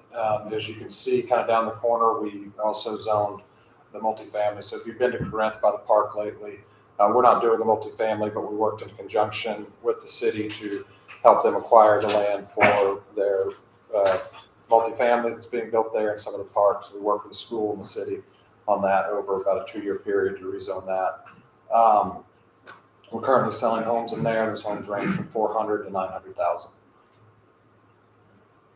Next slide. And then I'll go through these pretty quickly. These are just some master plan communities that some represented. Stone Creek and Rockwall, we were awarded around 2009, 2010, we were awarded Dallas Business Journal's, Development of the Year or Master Plan of the Year for this project. Go down a little bit. Breezy Hills is a sister community to that, is about 405 acres, 690 lots, just a mix of lots. These are just some examples of communities. Our most recent master plan is the next slide. is Anatown Square, a banana, a large master plan with mixed use in it, and 40s, 50s, and 60s, about 2,000 plus lots. The next two are just kind of similar, smaller lot communities. We had 100 lots in Rowlett, open spaces and gardens and playgrounds. Next one down. This one we put in there because it's kind of a similar. If you can see that picture on the bottom, one of the aspects of this new project we're doing on these cottage lots, we're going to have some of these muse areas where homes face on to what's a muse, so like an open space in the center. So this is a project we did in Mansfield. These are townhomes. We're not doing townhomes here, but it's kind of representative of what that muse can look like. And these are just images of some entry features. We plan on doing a very nice entry feature at this community. I have another slide on that a little later. Subject property location. We are about 65 acres. We're east of 270 on Cheyenne Prairie Drive. As you can see, we are just south of the school. About 12 acres of this site, 65 acres, about 12 and a half acres are currently in the city limits. About 52 acres are in the city's ETJ. The next slide. Land use compatibility. And we'll kind of go into the PD and standards, so we can go on the next slide. So the size, again, is 65 acres. We have about 6 acres, a little over 6 acres open space, 10%. We have we're proposing 378 lots. Compatibility-wise, as you can see, we're looking to do the 50-foot lots across from the 50-foot lots on Wild Ridge, just to the north of us. That's the orange lots. The purple lots are backing up to the subdivision to the west, where they have 60-foot lots, so we're matching that. To the south and our east, the east is an industrial, so that's where we're looking to put our cottage homes, the smaller homes, and to the south is, what's it called again? It's the Hilltown, sorry, Hilltown. It just went blank on me. Hilltown Trailer Park, and we've actually been working with Hilltown. It's been a long process with us. We'll show you this later, but a lot of the drainage comes through Hilltown, a lot of flooding in Hilltown, so we're working with them to actually improve. And we've actually got 3 lots under contract to bring drainage through them to hit the lake, because there's a lot of drainage and a lot of flooding going on that northern boundary of that the trailer park at this point. Next slide. Architectural design features. This is just a slide we put in to go over. We volunteered this into our development agreement. This is something we put on all of our builders we add this into the development agreement. It's usually not a part of city requirements, and a lot of cities can't control the materials on the home. So we put this in our DA, and we're going to put this in our CCRs, where the facades of the homes have to be at least 80% masonry, 75% of each facade, excluding doors, windows, porches, and chimneys, must consist of masonry construction materials. So this is just an extra level that we put in to make sure there's going to be quality in our communities. And then each of our buildings have to pick from a list of architectural features that we put in there, just to make sure that our boxes are checked and these homes are of high quality. So next is, so this is the cottage product that we're proposing. Large concern sometimes of the alleys. We're actually going to do these oversized. These alleys are oversized. Typically an alley is 12 to 14 foot. These alleys are 24 foot wide. You can see this is the same product that we've done down in Corinth. You can see this in Ashford Parks, Walton Ridge, and our new project in Oak Point. We are using these to have these muse-like product, to where these cottages a lot of places will face onto muses. Very desired product. It's done well. The picture on the north side is product in Ashford Park, so you can drive down and see. And then we've also have some pictures in a second to show you some of the product we've done in Walton Ridge. How tall are these buildings? They're minimum 35. They're just a typical house. They're not 3-story. They're 2-story homes. And what kind of square footage do you have on those? They're about 16 to 2,400. And how big is that lot? The lots are 30-foot wide, so they're on the lot line, so they're 25. It's basically a detached townhome. They're a little bit wider than a typical townhome. Townhomes are kind of very, they're just detached. Townhomes have been become pretty expensive to build with just materials and firewalls and their HOA, lots of different lawsuits on townhomes. The detached townhomes become a more desired product. You can actually build a nicer product on these and keep the price around the same as the townhomes. It's always been that way, or is that something? It's shifted, actually. We were in the townhome. We have a home building company, Windsor Homes, and we built townhomes up until about 6-7 years ago. And then COVID really made it difficult with construction pricing and everything to keep townhomes. It depends on the area. So if you're in downtown Dallas, where you can push pricing up in the 700-800s, the townhomes are desirable. Frisco, same thing. It's just once you get to certain areas, if you're trying to keep the price point in that low 300s to 300, you're going to have to do the detached townhomes. That's just the price up. Next slide. Screening plan. We plan to do a masonry wall along the frontage of Cheyenne Prairie on our southern and eastern border, 8-foot board on board fence along the industrial and the hilltop hilltop to the south. We'll have an alley there and an 8-foot board on board fence to the south. And then on our western property boundary, we'll have a 6-foot against the subdivision and then the school. Part of that's existing 6-foot is already. Next slide. Project elements. So we're going to go through the open space amenities improvements. We plan to have an enhanced entry feature.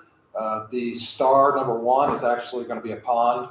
So the drainage from the north of us comes down onto us about that location. And we're going to have to detain in that area. And actually it's going to kind of benefit us a little bit. So we'll be able to pick up some of that water to the north side of us and build a pond there. This will be a wet pond with a fountain and kind of an entry feature. The next slide shows that.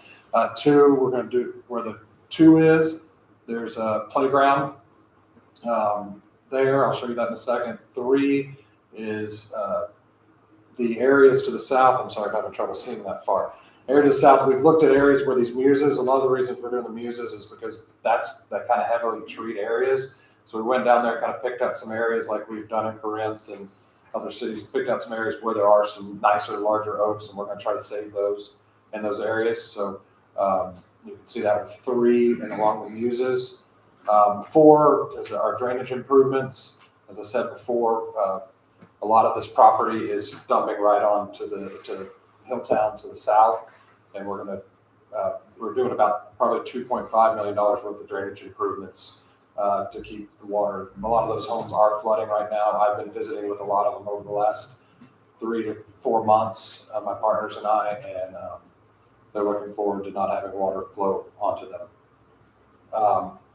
In 5, we are improving the intersection at Cheyenne Prairie Road and Prairie Hall's capital improvement plan, and we're going to bring that, widen, fix the intersection, and then bring it down as you'll have planned on your capital improvement plans, and do any other improvements that we're doing to TIA, any other improvements our TIA states that we need to do or agreeing in our development agreement to do. Front entry. This is an entry that we did in Rockwall.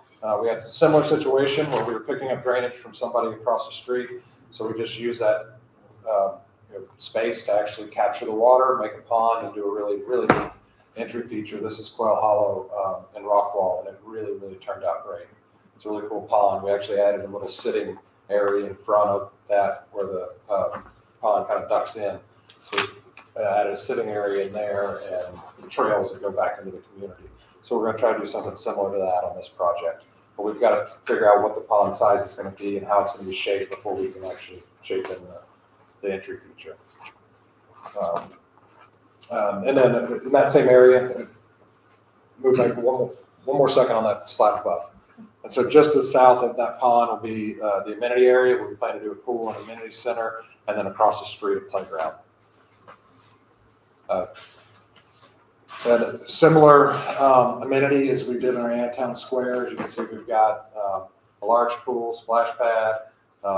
It's kind of an open air, large pavilion. That thing holds about 50, 60 people. There's room for, I think we had 6, 7 tables in that, and then a bathroom, outside restroom. And then we had the large pool to the left. Next slide. Open space areas. I know these pictures aren't perfect because everything's still under construction, but these are just some images of what we've done in Corinth to try to save the natural trees there. So you can see in these muse areas in Corinth, we actually saved a large area of oaks through the project in these muse areas, and they turned out great. And then the one to the north is where we built our pond around multiple 40, 50-year-old trees. So we're going to try to do some of that in these green spaces where we've identified some trees, nice trees. Remind me what Muse area was, Muse? Muse is, it's an open space that the homes face onto. I'll get to, I'll have another, well, no, you can go back up. That's actually easy, probably. So the homes will face onto it. There's a green open space where the homes face onto it. So you don't face a street. It's actually kind of like more communal. What's the width of that? What's your proposed width? That one was about 45, 50 feet. The fountain in there, so you have about 45, 50 feet between those two, the fencing, the front yard fencing. That fountain was about, I think, 25 feet, 20 to 25 feet wide. I think it might have been a 22-foot wide pool in that fountain. So it's enough room for sidewalks around it and kind of a garden open space. How large are you? The one on the bottom is 50, and the ones to the north are, what are those, Preston, 30? 35. 35. So very similar sizes to that one in the picture.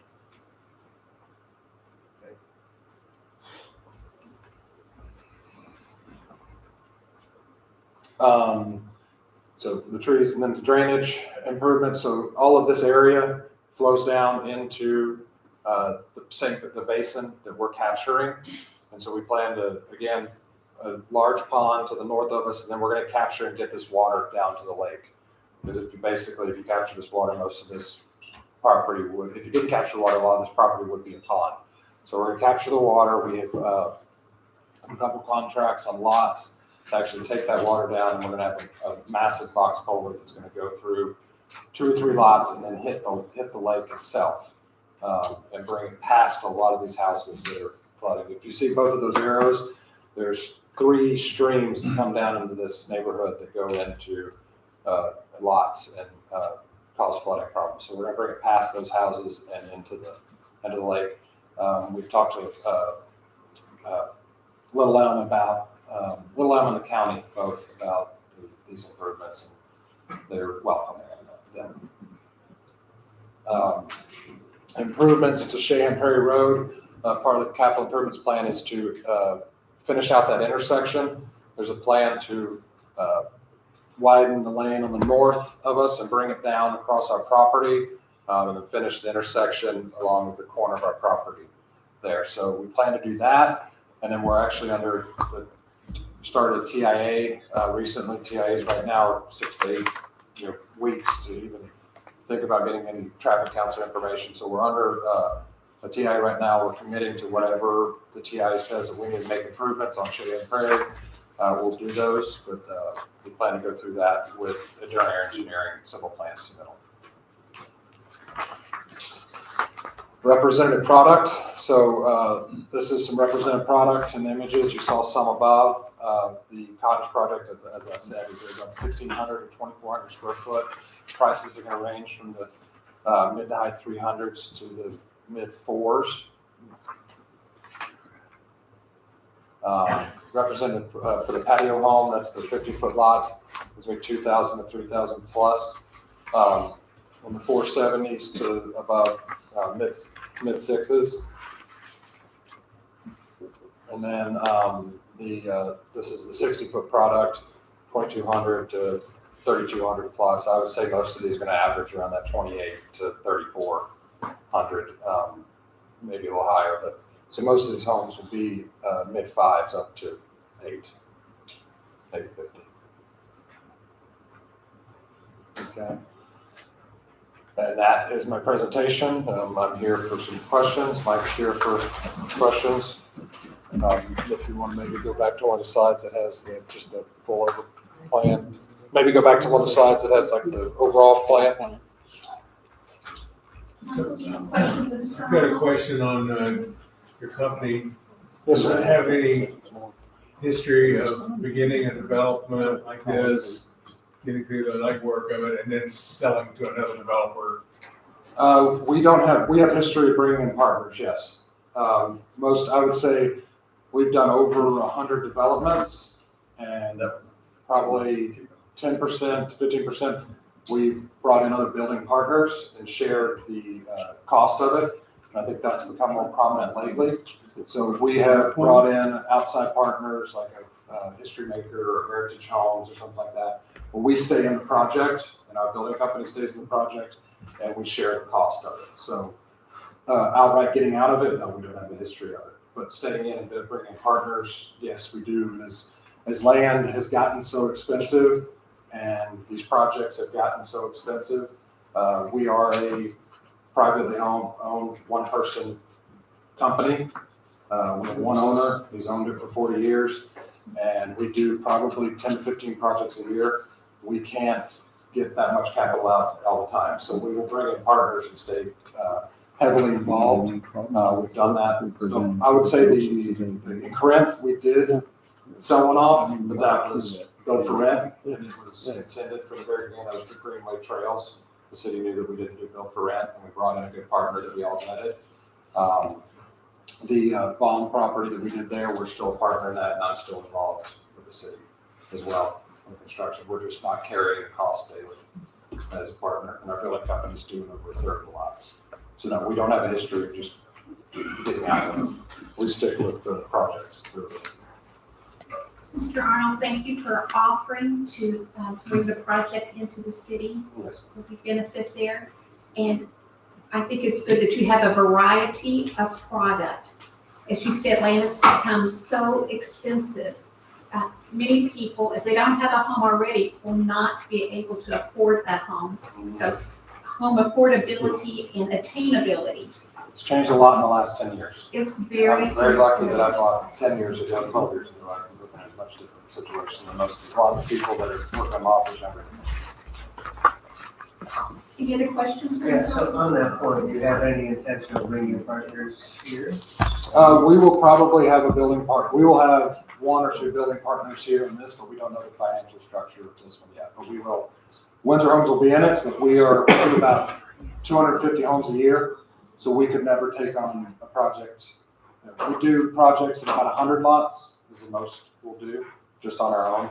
But we always bring in a building partner. So if you look at all the projects I showed you before, Stone Creek, Breezy Hill, all the ones in Corinth, you can see a list of, Stone Creek itself had over the years 7 to 8 building partners through the years, but we've stuck with it and controlled it through the years.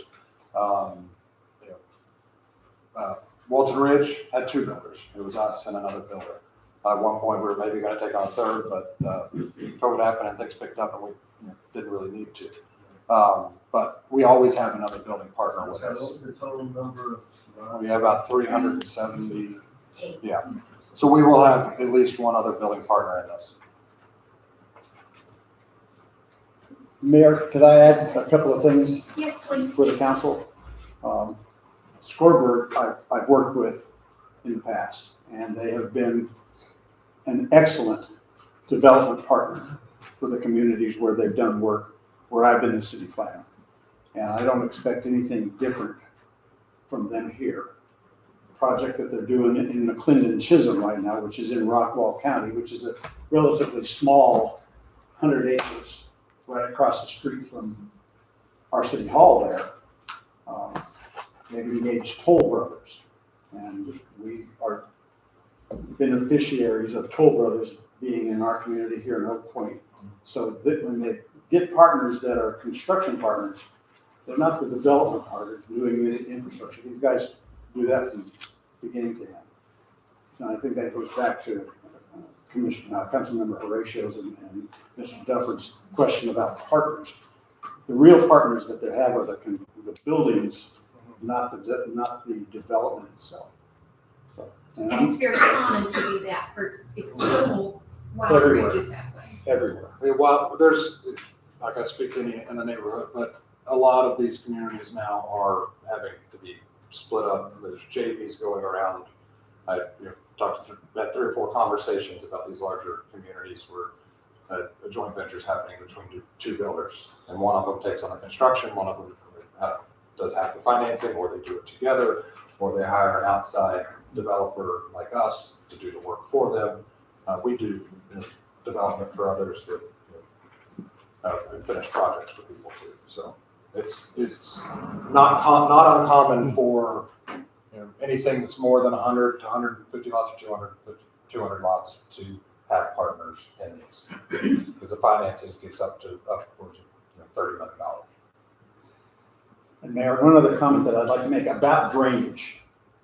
Lee Allison, our city engineer, has been actively engaged with these folks from day one in the design and how we're going to accommodate the new stormwater management that's going to be coming out of this project into Hilltown. If you haven't been out to Hilltown, it's just not mobile homes, it's their homes out there. And the problem that they have today is that the water that is coming out of this undeveloped tract is actually putting them underwater a lot, and it's not a good deal. And what they're proposing and paying for is going to be an absolute improvement for that part of Hilltown that's adjacent to us. One other point about Hilltown. It's not an RETJ, it's actually in Little Elm's ETJ, and we're having to work with Little Elm, Scorburg, and City of Oak Point to make sure that stormwater gets to the lake without adversely affecting any of the people in our city or in Hilltown. So I'm glad to answer any questions that you might have that John hasn't answered, but I think he did a good job of bringing forward Is the property anywhere adjacent to Little Elm city limits?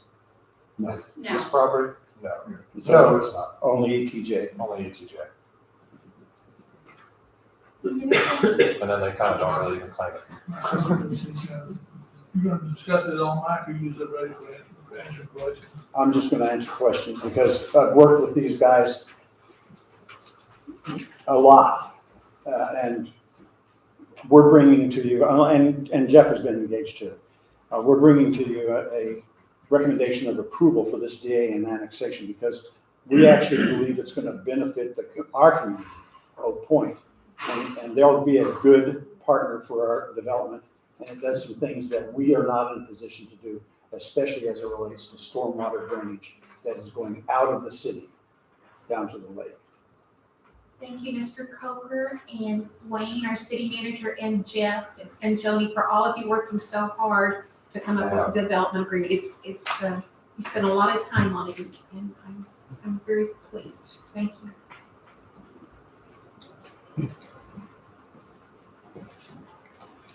Any other questions? My motion for approval, motion to approve the resolution approving and authorizing the mayor to execute the annexation and development agreement with Alabama. Is there a second? Second. We have a motion by Councilmember Lusk. We have a second by Mayor Pro Tem Dufford. Is there any further discussion or questions? Oh,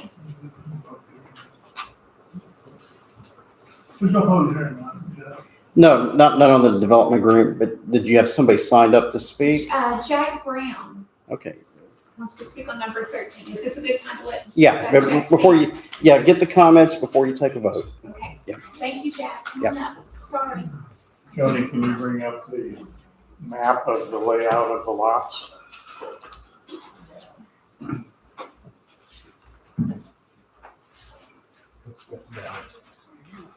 Another way.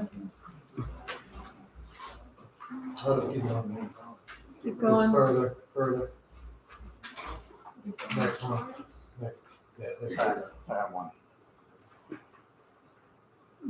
I'm going to comment on the connection of the street here and here to Winnetka and to Indian Hill. And I need to preface that by describing an extreme traffic problem that we have in Woodridge Estates. It was aggravated by the school, the elementary school, ceasing to pick up and deliver children from our whole neighborhood to the east, to the west of this by bus. And so maybe 100 or more children leave the elementary school, converge on the northern end of Woodridge Drive, which is right along this row of homes right here, north and south, to be either walking home or picked up by parents. And mostly it's picked up by parents, especially in inclement weather when visibility is even worse.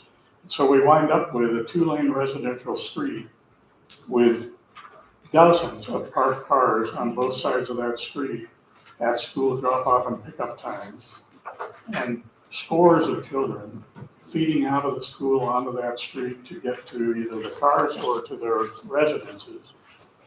And the congestion is narrow, the traffic is narrowed down to a single lane for north and southbound traffic because of the parked cars.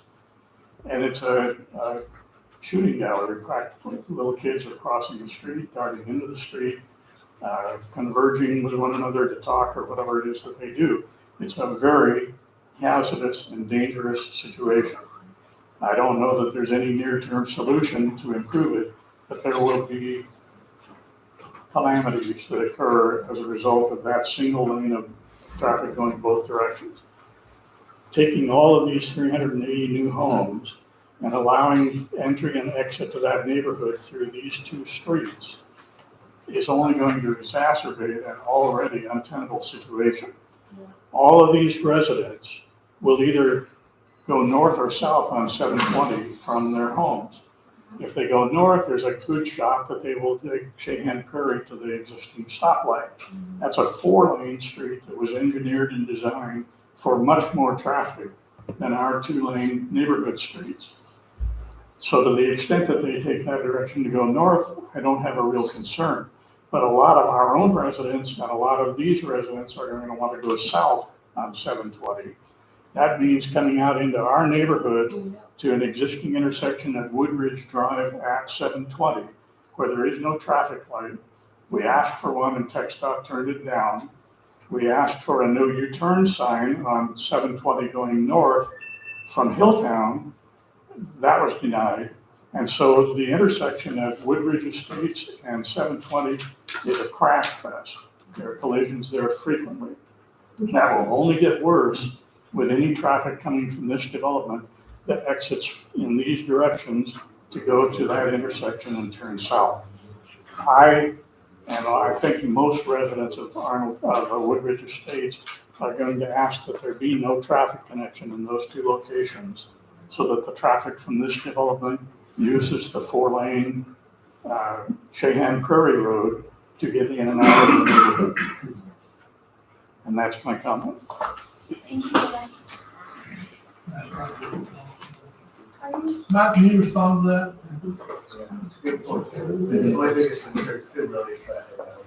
And Mike, it was my understanding that TxDOT had approved light at Woodridge. No, at Martindale Trail, unfortunately. Yeah, Martindale. Okay. So that doesn't deter southbound people trying to turn at Woodridge Drive onto 720 South, competing with U-turns from Hilltown and so forth. So, in answer I'm going to respond to Jack's comments because he's right.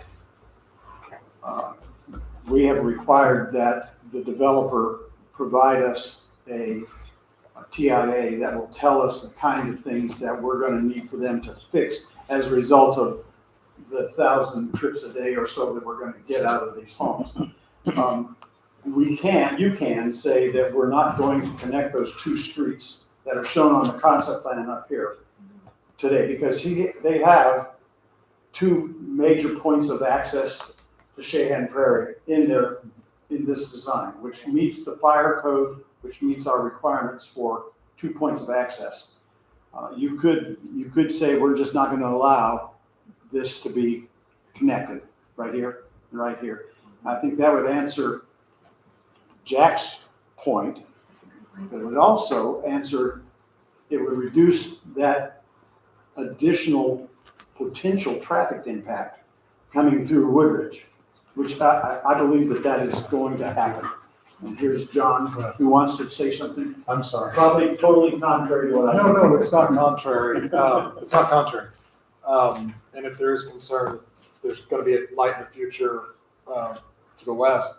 You can always make these connections, make an emergency access for now to where they just have, they're blocked for now. And in a future time when there is a traffic light or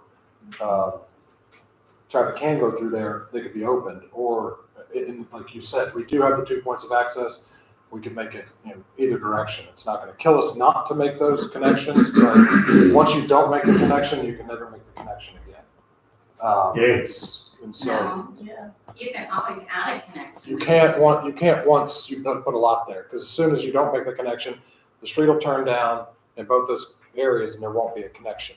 So it doesn't need to be, we could stop the connection short, 20 feet, or put a emergency access there. There's a railing across it. There's a Knox box for just fire and access and safety.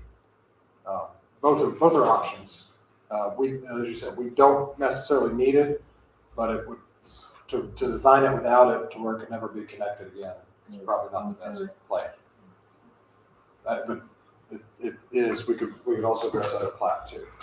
So this is a cul-de-sac here, right? It's a cul-de-sac. And connection here. That's Yes. correct. Why is yours green, John? The one you bought for me is red. He's a good guy, he's a bad guy.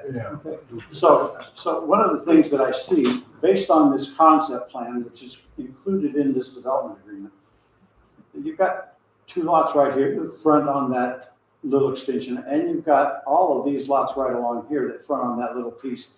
And I think that we have used that emergency access at least one other time that I'm familiar with, and that is over on the other side of the lake where Water's Edge. Yes. Water's Edge. And nobody uses it, but it provides that second point of access that the fire department required back in 2007 when we did that development agreement. And so what I think I'm going to suggest to you is I'm recommending that you approve the development agreement and the annexation plan with the condition that these 2 points of contact are put in only as fire department emergency access. If that would, and I think that satisfies the Woodridge community's concerns about this additional, and I've said 1,000 trips, but 378 houses are gonna create 5,000 trips, so. I mean, a single family house, and these are all single family houses, generate 9.69 trips per day. So that's 5 out and 5 in every day for every house. Some are more and some are less, but that's based on the ITE, the International Transportation Engineers' current study of this kind of development, 9.69 trips per day per single family house. So that would, and we did design Cheyenne Prairie to accommodate that kind of traffic. So, any other questions? So Cheyenne Prairie should currently be able to handle all the existing traffic plus this additional traffic? Yes, sir. But I've also asked them to give us a TIA before they start construction, so that we know what additional improvements may need to be made. That's included in the. You're talking about Cheyenne Prairie. On Cheyenne Prairie, for everything that may be affected by their development. So Cheyenne Prairie for sure. I mean, that 720 intersection is difficult when it's busy. It is. Adding another 10,000 trips. I can't imagine, I mean, everybody from here stops.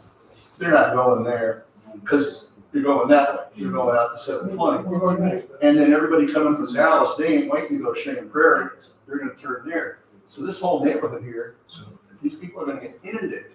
That's right. If you don't connect, They're sure they block it off and it stays blocked. and I think that that's what we're asking, that's what I'm asking you to do as a function of today's action, is to say that that the developer shall, not me, shall put in a fire apparatus access facility only on those two connections that go into Woodridge. Does that make sense to you? It does. We have two more people that would like to speak. Just turn that light on then. Georgia Rivera. Can I be the second person that wanted to speak?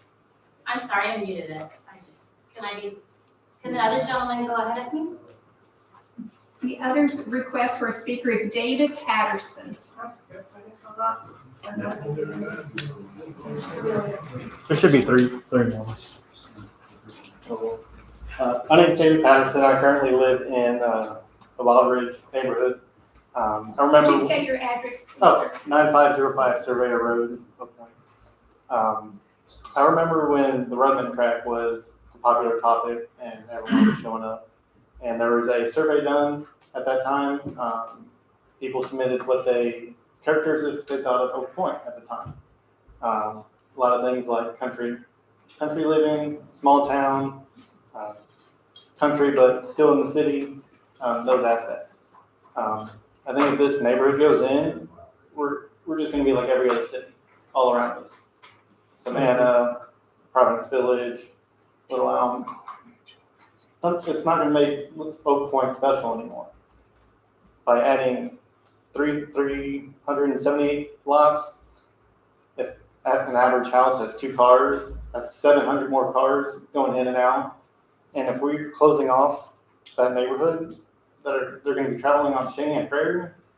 I don't know if we're widening Cheyenne Prairie at all at this point. Yes. It is. I mean, there's enough traffic as it is. And once Wild Ridge grows to its numbers, I mean, we have those people, you have the people behind the Goddard daycare. We're adding a lot of people with these neighborhoods, I feel like. And we're just going to be another city, like all the ones around us. I know it's not a matter of not developing. I'm sure it will get developed, but I would like to see more acre lots at least. I feel like that would still keep Oak Point the way it is right now, currently. So I don't like this neighborhood. I know they probably do have a lot of great work, I'm sure, but I don't think it's good for Oak Point. Thank you for your input.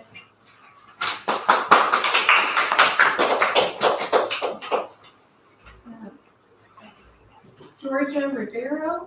That's me. Thank you. Hi, I live on Winnetka, the street that would be connected, but now we're talking about having it only for emergency access. Your address, please. I'm sorry, 579 Winnetka. I'm actually the second house that would be west on Winnetka. It's right underneath that big open area that I believe is going to be a middle school someday, or I don't really know what it's going to be. So yes, I think the Woodridge folks would be really happy if it was emergency access only. But you say you're gonna widen Cheyenne Prairie. How wide would we be able to make it? I mean, there's a concern that it would end up just like the McCormick stretch of it, that it wouldn't, with the right of way and everything, if we have to acquire more space to widen Cheyenne Prairie. Is that part of the TIA that you do, the traffic? Yes, ma'am. Okay. So I'm nervous. I didn't mean to say anything. I just, the thought of 800, the 9.6 trips coming through our neighborhood with the kids at the bus stops and the walkers, that was our concern. Thank you, Anyway, Georgia. well, thank you. I hope I never have to talk again. Mary Franco?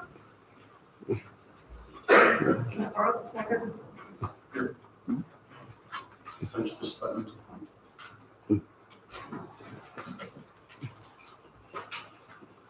My name is Mary Frank. I live at 9921 Denali.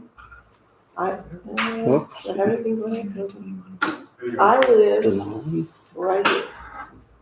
And my only concern is that this Cheyenne Prairie is, the neighborhood sounds great. I'd love to know who the builders are. They probably don't know. That would be helpful to know about the quality of the homes, because I don't want to bring down the value of our homes. But this is one lane each way. They're going to be coming out right here. We already have this whole neighborhood over here that comes down through here. Not all of them, but a lot of them come down through here, come out through here. So they come out through there, all these homes here come out through here, and now they're gonna have all these coming out here. I know some will come out here, but they're gonna still be crossing here. When y'all say widen, the only thing I saw widen, I thought, was this. Something right here where Wildridge kind of comes in. Is this gonna get widened to more than one lane each way?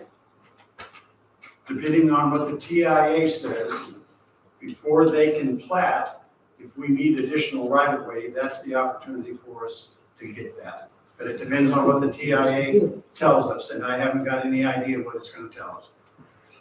So that would just be my concern, is that you've got all these cars trying to come out here, all these cars trying to come out here, for everybody turning in here.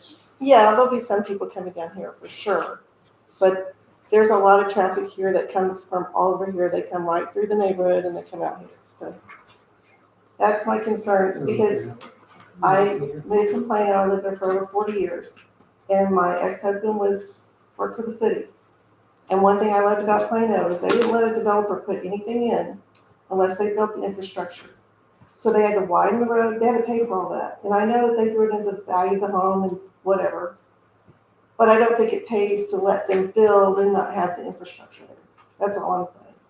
But the neighborhood looks good. I'm not complaining about the neighborhood. I'm just complaining about, make sure you got the roadways to handle it. Thank you, Mary.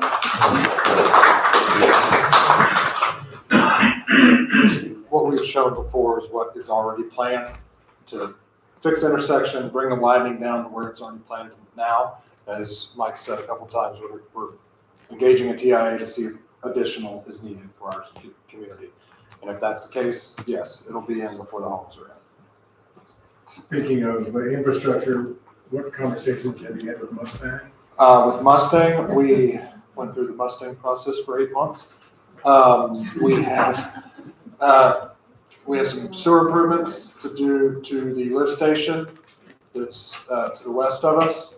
We're working through that with them. We're going to be doing the sewer improvements about mainly pumps and electrical and things like that to the existing lift station down there. So upgrade that. And then water is there, but they are asking us to help them find a location to do a water tower at some point in the future. So, but we have water, we have sewer, we're ready to go. Currently, it's a little weird on this project. We're actually in the 2 CCNs.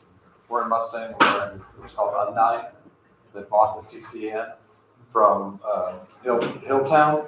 So they don't have service for barely Hilltown.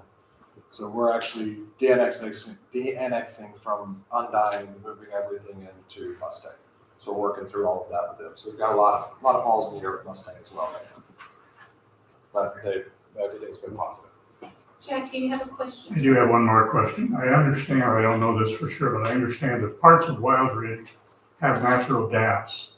None of Woodridge Estates does. Will this neighborhood have natural gas? The plan is to have natural gas, yes. I may move to your neighborhood. It's not an easy thing to get. Thank you, Mr. Thank Arnold. you. I'm sorry, would you come up to the podium, please? Your name and address, thank you. It's just easier for everybody to hear. Thank you. I need a. I'm Annalise Gomez. I live at 4017 Crossroads Court in Oak Point. I do have a couple of questions. Sorry. Thank you. I do have a couple of questions. The TIA that y'all are doing, like, is what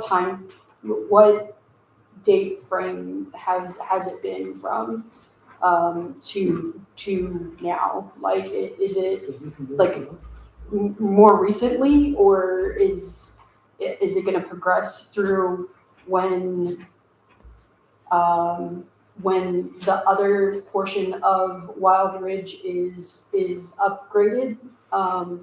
Because like I think more than likely it's going to hit like off of the new street that's going through the traffic with the new traffic streets that are coming through. The other question I had was, when you're saying just the emergency vehicles, like are going to be able to go through those ways, like over near my home, like there's blockades from like just for emergency vehicles, but it's not like stopping anybody from going through.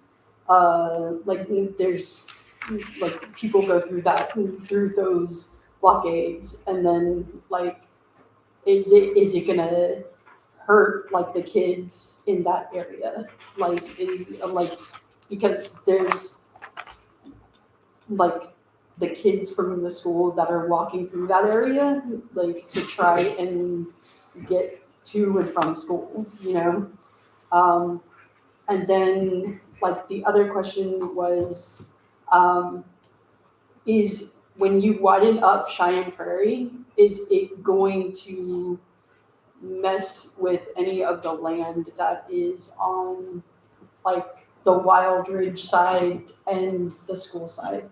Like, because right now there's like a nice kind of walkway and everything on at least the Wild Ridge side. And I just want to make sure that it doesn't hinder any of that in that walkway area, so. Okay, I'll let Mr. Coker answer your question, and if you would please fill one of these out. Sure. Thank you so much. So let me start with the last one first, and that is, we already have the right of way that we need for the expansion of Cheyenne Prairie from 720 all the way down to the city limits. We already have that right of way, and it will not adversely affect that trail. What happened to my machine? No, I don't want Jack's. I want the one that John gave me. So there's the existing trail sidewalk. And any expansion of Cheyenne Prairie will happen between the current pavement edge and that. It will never get anywhere closer to the trail than 6 or 8 feet. And then, so if we need additional right-of-way, now I have all the right-of-way I need for the expansion. The only thing that would increase my need for any additional right-of-way would be the outcome of the TIA. And if it says that I need some additional right-of-way on their side, then we're gonna get it on their side. But it'll only be for that part, from the school down to this driveway here. When the school came in, we got the additional right-of-way we needed adjacent to it as well. So we're in a pretty good place when it comes time for expansion to Cheyenne Prairie, irrespective of what these guys do. So the question that she had about the if you've got just bollards, the people figure out how to get around those. But what we're anticipating is a gated access here with Knox locks that are only openable by the fire department. And there'll be something physically across there, not to restrict kids from walking to and from school and so on, but to keep vehicles, other than emergency vehicles, from going either way on those 2 streets. And we've done that in the city and other places, and almost every other city that I work in, we've used that as a solution when we need that second emergency access. So what does that look like? Like is that you're driving down the street and the street goes through, except there just happens to be a gate that stops you, or does it look more like a natural? It looks like a gate. It looks like a gate. The street is built street, it stops right there, there's a gate, and there's a notice that says no outlet at the corner, at the corner of that street right there.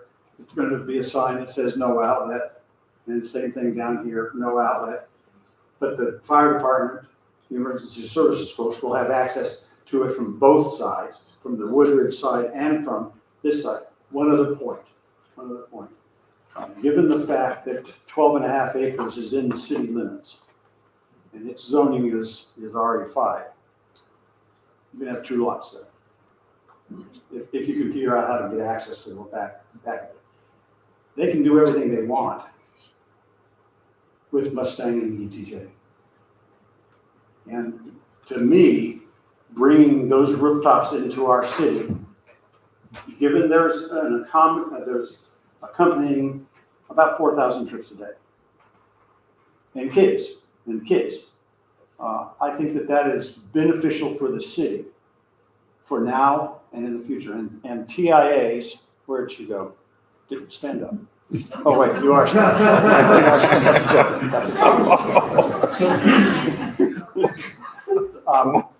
The TIA that I've asked them to do is going to take a snapshot of the current environment and then what the effect of their increased transportation needs will be predicated on all that surrounding area that feeds into that, especially that stretch of Cheyenne Prairie. So it's going to be now and in the future, so that we know if we need right of way, if we need them to do something to it, we can identify that and have them do that now rather than waiting until you're not on the council and I'm dead. We don't want that. Well, I'm old. Go, guys. Anyway, any other questions, y'all? Yeah, I've got a question about the locations of those streets that go to Shane Prairie. Yes, these are located directly across those streets from the Wildwood. That, there's a lot of traffic in that particular area. Would shifting those make a difference in the traffic pattern? For safety purposes. For safety purposes. It's actually not as safe, just try to line them up. Yeah, what the National Transportation Safety Board and the American Planning Association recommend is that intersections line up, because they find that it's easier to regulate and to control at that point. And if you're going to offset a driveway, let's say this, which is kind of a main driveway that comes out of Wild Ridge, if you wanted to offset that, the minimum distance is 125 feet from center line to center line. So you'd have to set it off considerably, and then you're increasing the amount you're reducing the visibility between the intersection and the new intersection, which I think is adverse to public safety. And I would hope that the chief could help me on that, being the fact that. So Ken also just a little, you got 0 or 125. Or better, 125 or better, center line to center line. Chief Tattoo, do you agree? When you line somebody up, you can see it across the street. Whatever Mike says, yes. Okay, checks are still in the mail. So, Mr. Coker, Yes, ma'am. I think we might be close to having a vote, but I think there might be a change in the motion. Would you like to give direction? Yes, ma'am. My recommendation is that the motion is to approve authorizing the mayor to enter into this agreement, subject to the following condition. That condition is that emergency access only gates with Knox boxes be installed when these roadways are put in place, but before any certificate of occupancy is issued for any house. Does that make sense? Yes. City Attorney, would you like us to withdraw the prior You motion? have to get both Scott and John. John. Yeah, I mean, Scott seconded, so if he's in agreement to withdraw that motion. Or amend it, yeah, true. I'll make that motion to amend my Okay. previous motion, and that is, add to the previous motion, change the two westbound streets, we change to emergency access only, Knox box, fire truck, whatever. Good enough. Second. That's a motion. You got a second. Mr. Dufford. Yeah. Are y'all content to proceed? I think we're good. Jeff? Yes. That's Uh-huh. motion Yep. to amend it first. It's two motions. Two votes. Okay. So first, are we gonna vote on the motion to amend? Is that what you would like, Jeff? Yes. Mhm. Okay, we are voting now on the motion to amend the previous motion. All in favor say aye. Aye. Any opposed, say nay. The motion passes unanimously. Now we are voting on the amended motion. Is that correct? Correct. Okay. All in favor say aye. Aye. Any opposed, say nay. The motion passes unanimously. Thank you, y'all. Thank you. Thanks, Mike. I'm not leaving. I know what's that. We're on agenda item number 14. Consider an act upon a resolution approving and authorizing the mayor to execute a first amendment to a development agreement with CSLK RDMN LLC, Ashford Interest LLC. City manager. Right here. Yes, I was wanting to say something about Ashford Development is here and plans to make a presentation. Okay, great. So that will be later, but I wanted to make some comments beforehand. About our EDC people's comments. Well, not Not necessarily necessarily, that. No, just, You can make any comments. comments about, yes. When I got here 6 weeks ago, I interviewed the council, I talked to the board, and everyone had, not everyone, but most everyone had a real concern for what is going on with our 4 acres of land over in Cottage. And I was even given orders, one board meeting, go find out. Because it was really a serious concern. It was. And so that is what motivated this whole amendment concept, okay, was to go and find out what's happening to our 4 acres. Now, when I contacted Ashford Development, I want to tell you that those people immediately wanted to communicate and talk about it, okay? And in fact, what they determined and what we determined, there was a big issue that had happened in that thing, but it was because of lack of communication between the city and between Ashland. When we began to look at the agreement, it said that the deed should have been transferred back in 2023. And it just didn't get addressed by either party. But I will tell you, since we began to have these communications, that it has really worked well with Ashland and with the city. We've come to an agreement to address the issue regarding the 4 acres that was dedicated by them to the city to have a civic site. Okay? And so where we're at today is, I met with Jeff and we discussed it. We had a concern about, we want to make sure that we have security that we're going to get 4 acres. That through just miscommunication, there was some question in our minds what was going to happen. Okay. They, on the other end, also had some concerns, but not concerns, but they were in the process of beginning to determine how they were going to handle, well, they wanted to close phase 7, which we're also supportive of, and we did. But in phase 8, they wanted to move on and get that going. and their commercial district, I'll call it commercial district, that's what it is. They needed to begin making plans as to how that commercial district was going to be handled and what was going to happen. We were impressing them that we needed to see a site plan that had a civic center with four acres on it, okay? And that's what that discussion was about. It wasn't about the commercial district. And I can tell you, as of today, okay, we have began communication with a commercial developer. Okay, they have contacted us and we contacted them to say, we're gonna start having meetings next week, okay, on what's gonna go into that commercial district. And so you, me, Michael, and Lee, that's our team going in to tell them and to communicate with them and also them communicate with us what their plans are.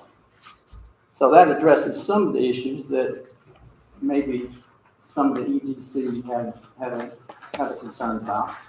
But this is just, at this point, we need to address one thing at a time, okay? Let's make sure we have the deed process developed and set up and have security behind it, which is the phrase that we're not going to issue any building permits until we get our deed for phase 8. Okay? We had to go ahead and release phase 7, and Jeff was in agreement that we needed to have that ability to withhold building permits until we had our deed. Now, they've assured us, and I believe them because they've been very straightforward with us, that they have no intention not to deliver it, okay? Now, it also has to be delivered, it's been put in this agreement that it's gonna be part of the a substantially complete list, which says, you know, you can't get started till you get these things done. And so they have agreed to that, plus also they agreed that it has to happen, that deed has to be transferred within 6 months of the date of this amendment. So we feel pretty comfortable, Jeff, you agree? Yep. We have solidified, because the previous agreement was a little vague, okay? And then it wasn't even addressed. So we don't want that situation, okay?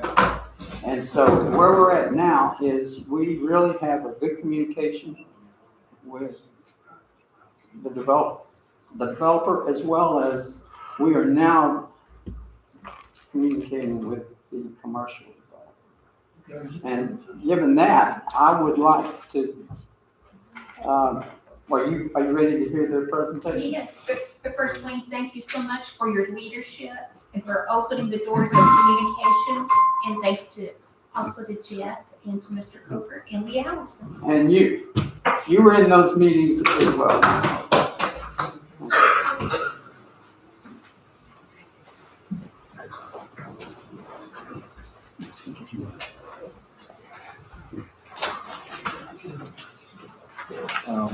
Hello, thank you all. And thank you, Wayne, very much. Appreciate the introduction. I'm Dan Hatton with Ashler Development.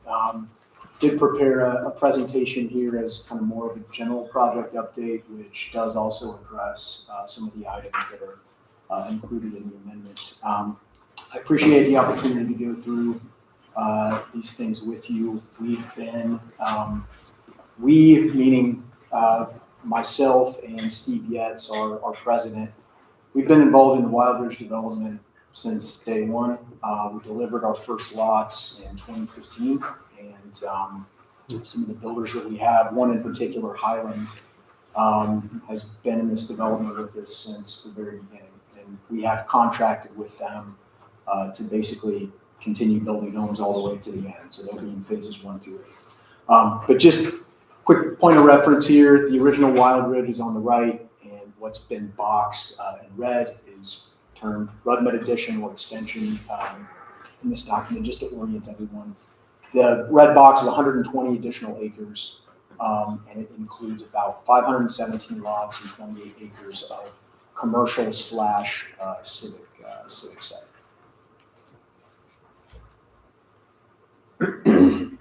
So the original Wild Ridge is 400 acres, over 1,000 lots. Bud Extension, as I mentioned, which we did acquire in 2022, has an additional 500 plus home sites and 28 acres of commercial mixed use / civic land.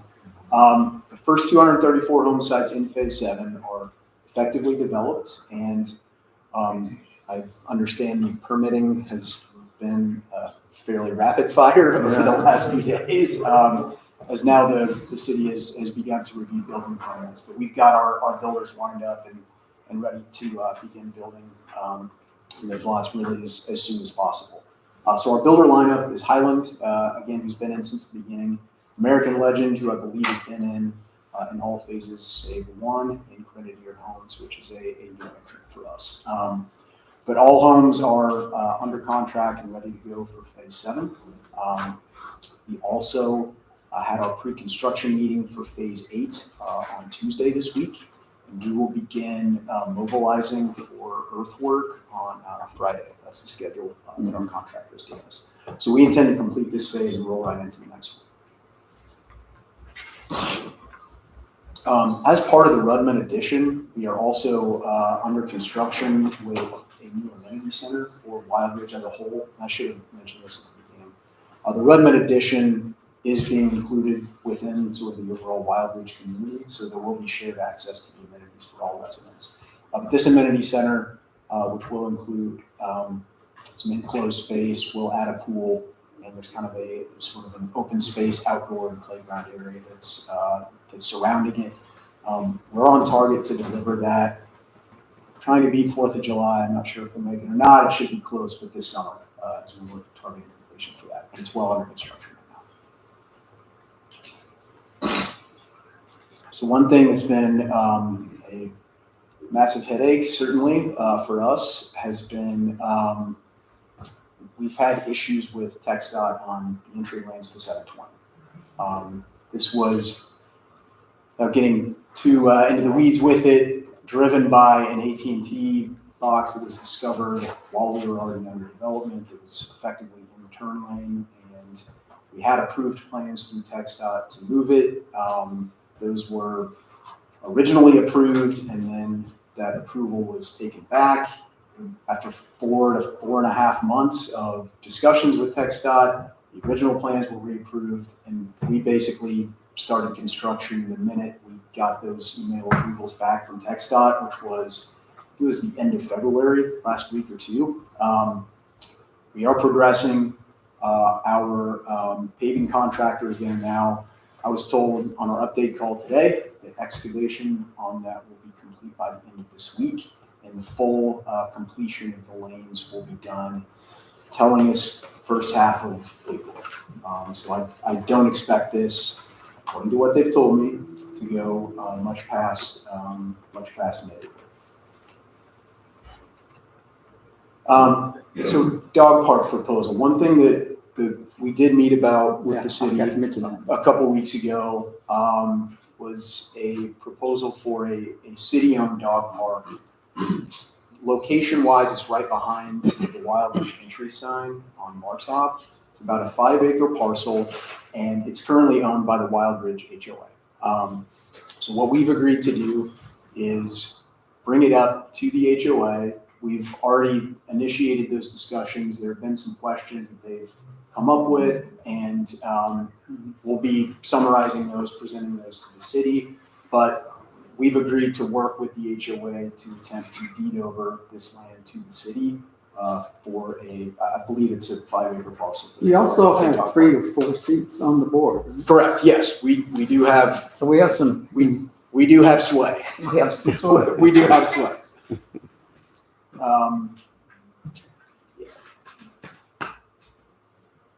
So commercial land and civic side, and Wayne, I truly do appreciate the introduction here. We, beyond this slide, show some renderings of some different very high level initial concepts that we've put together.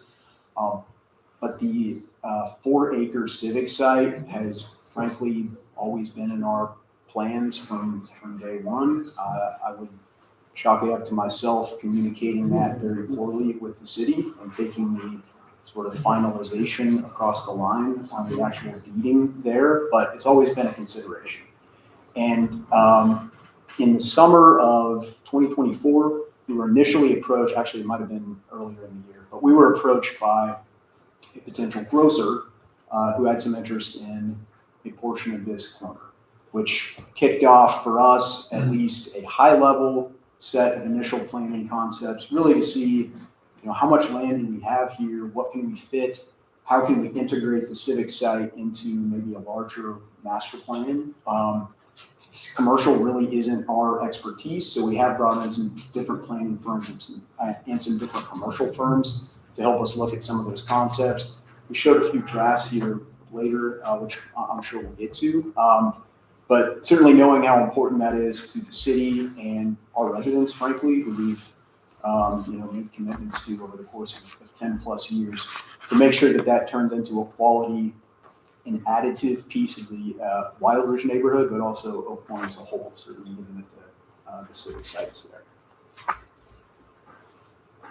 This was just some of the original work that was done, and I think this was in one of our early concept plans or discussion pieces with the city, but just again to help orient where it is within the community. We've got 9.5 acres total on what we've called the north parcel, which runs along 720, and Martop is bordering it on the north, which is, I should say, the southern lane is included in our favorite construction. We will be building that part of Martop. And then the southern parcel is a total of 18 acres, 14 acres of commercial and 4 acres of civic. So this was another original concept draft that we had kind of presented. I think this was as part of our original entitlement presentation. But you can see just sort of we would call this a bubble plan, some rendering, some high-level massings of some retail buildings, and then the civic site, kind of right in that spot in the, let's call it the southeast corner of the site. What is also shown there is a detention pond, which I know was brought up earlier.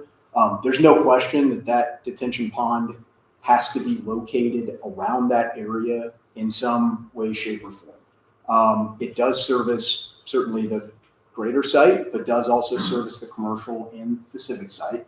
And we are in the middle of trying to firm up really the size, shape, depth, a lot of things there that are much better addressed by an engineer rather than a finance guy.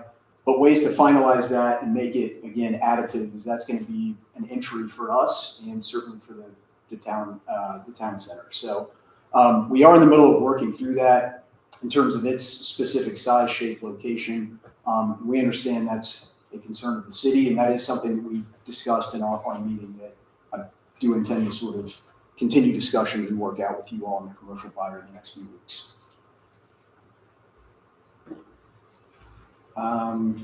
Yeah, it's a little duplicative, but again, this was just some of our original imagery here in trying to incorporate kind of the civic site into more of a master retail type development.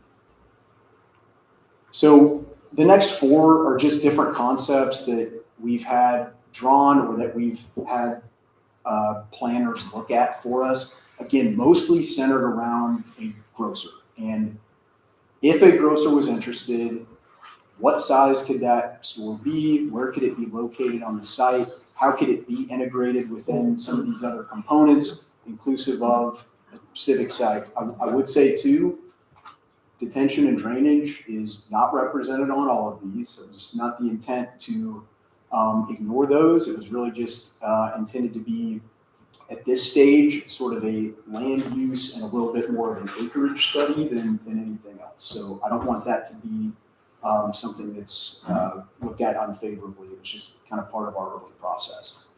So that was one where we had a drive straight out to 720. This was one of the larger grocer concepts that was discussed. I want to say this one was 60,000. Some of the discussions that we've had have been at slightly smaller margins, slightly smaller footprints, more like in the 45 to 55,000 square foot range. But again, those are pretty early stage still. So this was one site plan that we came up with. Another here, this was a little bit similar, but we had kind of a curvature of the road coming in. Part of this as well, we had the grocer up top, and then the grocer that was interested in this at one point wanted to know what sort of convenience store / gas they could include. And so that was part of the drive up on the top of this site plan, was to try to give space there for gas station, convenience store, as well as a grocer. One of the things, again, that was probably focused on more than anything here was frankly just space utilization centered around that grocer, and then how do we integrate the civic site into kind of that larger plan. This is the one that you saw earlier. That's what that is. Okay. I showed them this one that you gave. Got it. Okay. Yep. So this was a concept that tried to at least consider maybe some ways to share certain parts of the civic space or open up, I guess, a little bit more visibly access from sort of the master commercial piece more on the left into the civic site. And what's shown there in kind of that oddly shaped box is, you know, obviously it's just a rectangle, but the intent there was to be showing kind of a restaurant that had an open patio that sort of opened up to green space with maybe a town hall sort of considered as part of that, but really that was intended to, you know, be at least a first high-level stab at making a true integration between the civic site and kind of more of the master commercial. And this last one is similar. Wayne, you had asked about where is the civic site delineated here. I didn't recognize it. That whole bottom was intended to be the civic site component. You lowered it and moved it out. That's right. It was just sort of a squeezing and figuring out, again, how much land we had to work with there. So the whole building with the covered patio. That's right, yeah. And the detention pond. That's right. Next to it. Yeah. Is so all the civic, that's the 4 acres. in this concept, that's right. That would be Yeah. representative of the 4 acres. The line isn't drawn here mostly to try to get more of a view of an integrated plan, but that's the intent. And that building size is 43,000 feet, I think, in total. I don't know how big a town center would be. I think it would be less. Again, it was more of a space exercise than it was necessarily a plan that was intended. Really, that's kind of all we wanted to share and show in terms of just project update and some different things that we've thought about. We're frankly glad to be in a much more communicative state here as it relates to the civic piece, and we're also happy that we have a qualified and much more of an expert commercial developer now that's involved in these discussions. As I mentioned, that's not necessarily our strength. But happy to answer any other questions or go through any other updates that you may want on Phase 7. Any questions for Dan? I have questions for Jeff or Wayne or somebody. Not necessarily Dan. So I'm trying to get the big picture here. At a high level, we have plans for the corner there for the whole, 140 acres or whatever. Now what we're doing here, we have an agreement, et cetera. Now what we're doing here is an amendment to that development agreement, just for the city, just for the 4 acre. And the 4 acres is obviously not set yet, so that's why I'm familiar with it. No meets and bounds or anything in the resolution or whatever. Yeah. And it was not set in the original agreement. Right. I mean, it said the eastern portion of the southwestern. Right. Well, Soft answer. all of those are in that category. Okay. The agreement does make some other amendments as far as issuing 5 permits for model homes. I mean, there's some other amendments, but I think the big items were the dog park and the civic site. Should we be voting on all those amendments, or should we have all of them in front of us at one time? Or? Well, you do with that one amendment. With that one agreement, that has all those items in there. And those have become somewhat not an issue. It was an issue when we were negotiating, but they've already started the access. We have. And some of it was dependent on that access be started. Correct. So, we started that you know, probably 2 weeks after yeah. our initial initial outreach. meetings. Yeah, the other, So to be clear, we're not changing the commercial layout, whatever. not with this, no, just, it's mainly to address the dog park, the civic site conveyance, the timing of the TxDOT access drive being started, the ability to withhold building permits. So how's it work if we don't have all the meets and bounds and set all the details in this agreement? We agree to the agreement and then we go off and find a spot and come back and finalize it? Or Well, the how agreement does it work? talks about a 4-acre tract. Let's talk about for it to track for a year now. Correct, and that's probably why there was not a lot of definiteness, I guess, if that's a word, to the original agreement, because it was a concept that we didn't know quite where the 4 acres would be, but they would convey 4 acres. Well, we don't know anymore now than we did before. We just know got a little closer, basically. A little closer, yeah. Closer. And we're more secure on getting the, I mean, we were always secure, but I'm saying we put it in the agreement. The wording. That it really is an enforceable thing where, in phase 7, if we had tried to withhold, building permits, we could end up in court. Okay.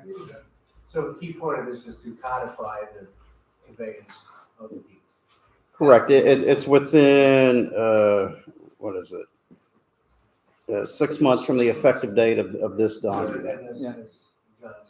So in 6 months, they need to deliver, and it's in there, or we'll have the right to withhold. And Jeff, this is not some kind of weird legal deal. This happens all the time. Oh, yeah, for development agreements, there's always, I mean, it's very atypical not to have an amendment. I mean, so yeah, usually there are amendments to development agreements. In terms of nailing down the civic side, that kind of agreement, change, amendment, is that also not so unusual? Say that again. Yeah. In terms of an amendment like this one, where we're trying to nail down the civic side, is that a typical kind of? Yeah, I mean, because, 3-4 years ago, a lot of it, I mean, we had concepts and, where's the 4 acres, or is it going to be 3 acres? Is it 5? And so, so those sort of details are usually ripe for an amendment. And the discussion's gonna start now on the commercial district. Right. And we're setting up our first meeting for next week, so. Okay. Thanks. Progress. Is there a motion? Motion to approve item. Yes. I'll second. We have a motion by Councilmember Horatio. We have a second by Deputy Mayor Pro Tem. Wait, that's yours. Thank you. Is there any further discussion? If not, we'll vote. All in favor, say aye. Aye. Any opposed, say nay. The motion passes unanimously. You bet. Thank you. Agenda item 15, recess into closed session in compliance with section 551.001 at Texas Government Code 2 A, real property section 551.072, real property, to deliberate the purchase, exchange, lease, or value of real property. We are recessing into closed session at 8:42. It's getting late. I want to thank everyone of you. Yeah. Yeah,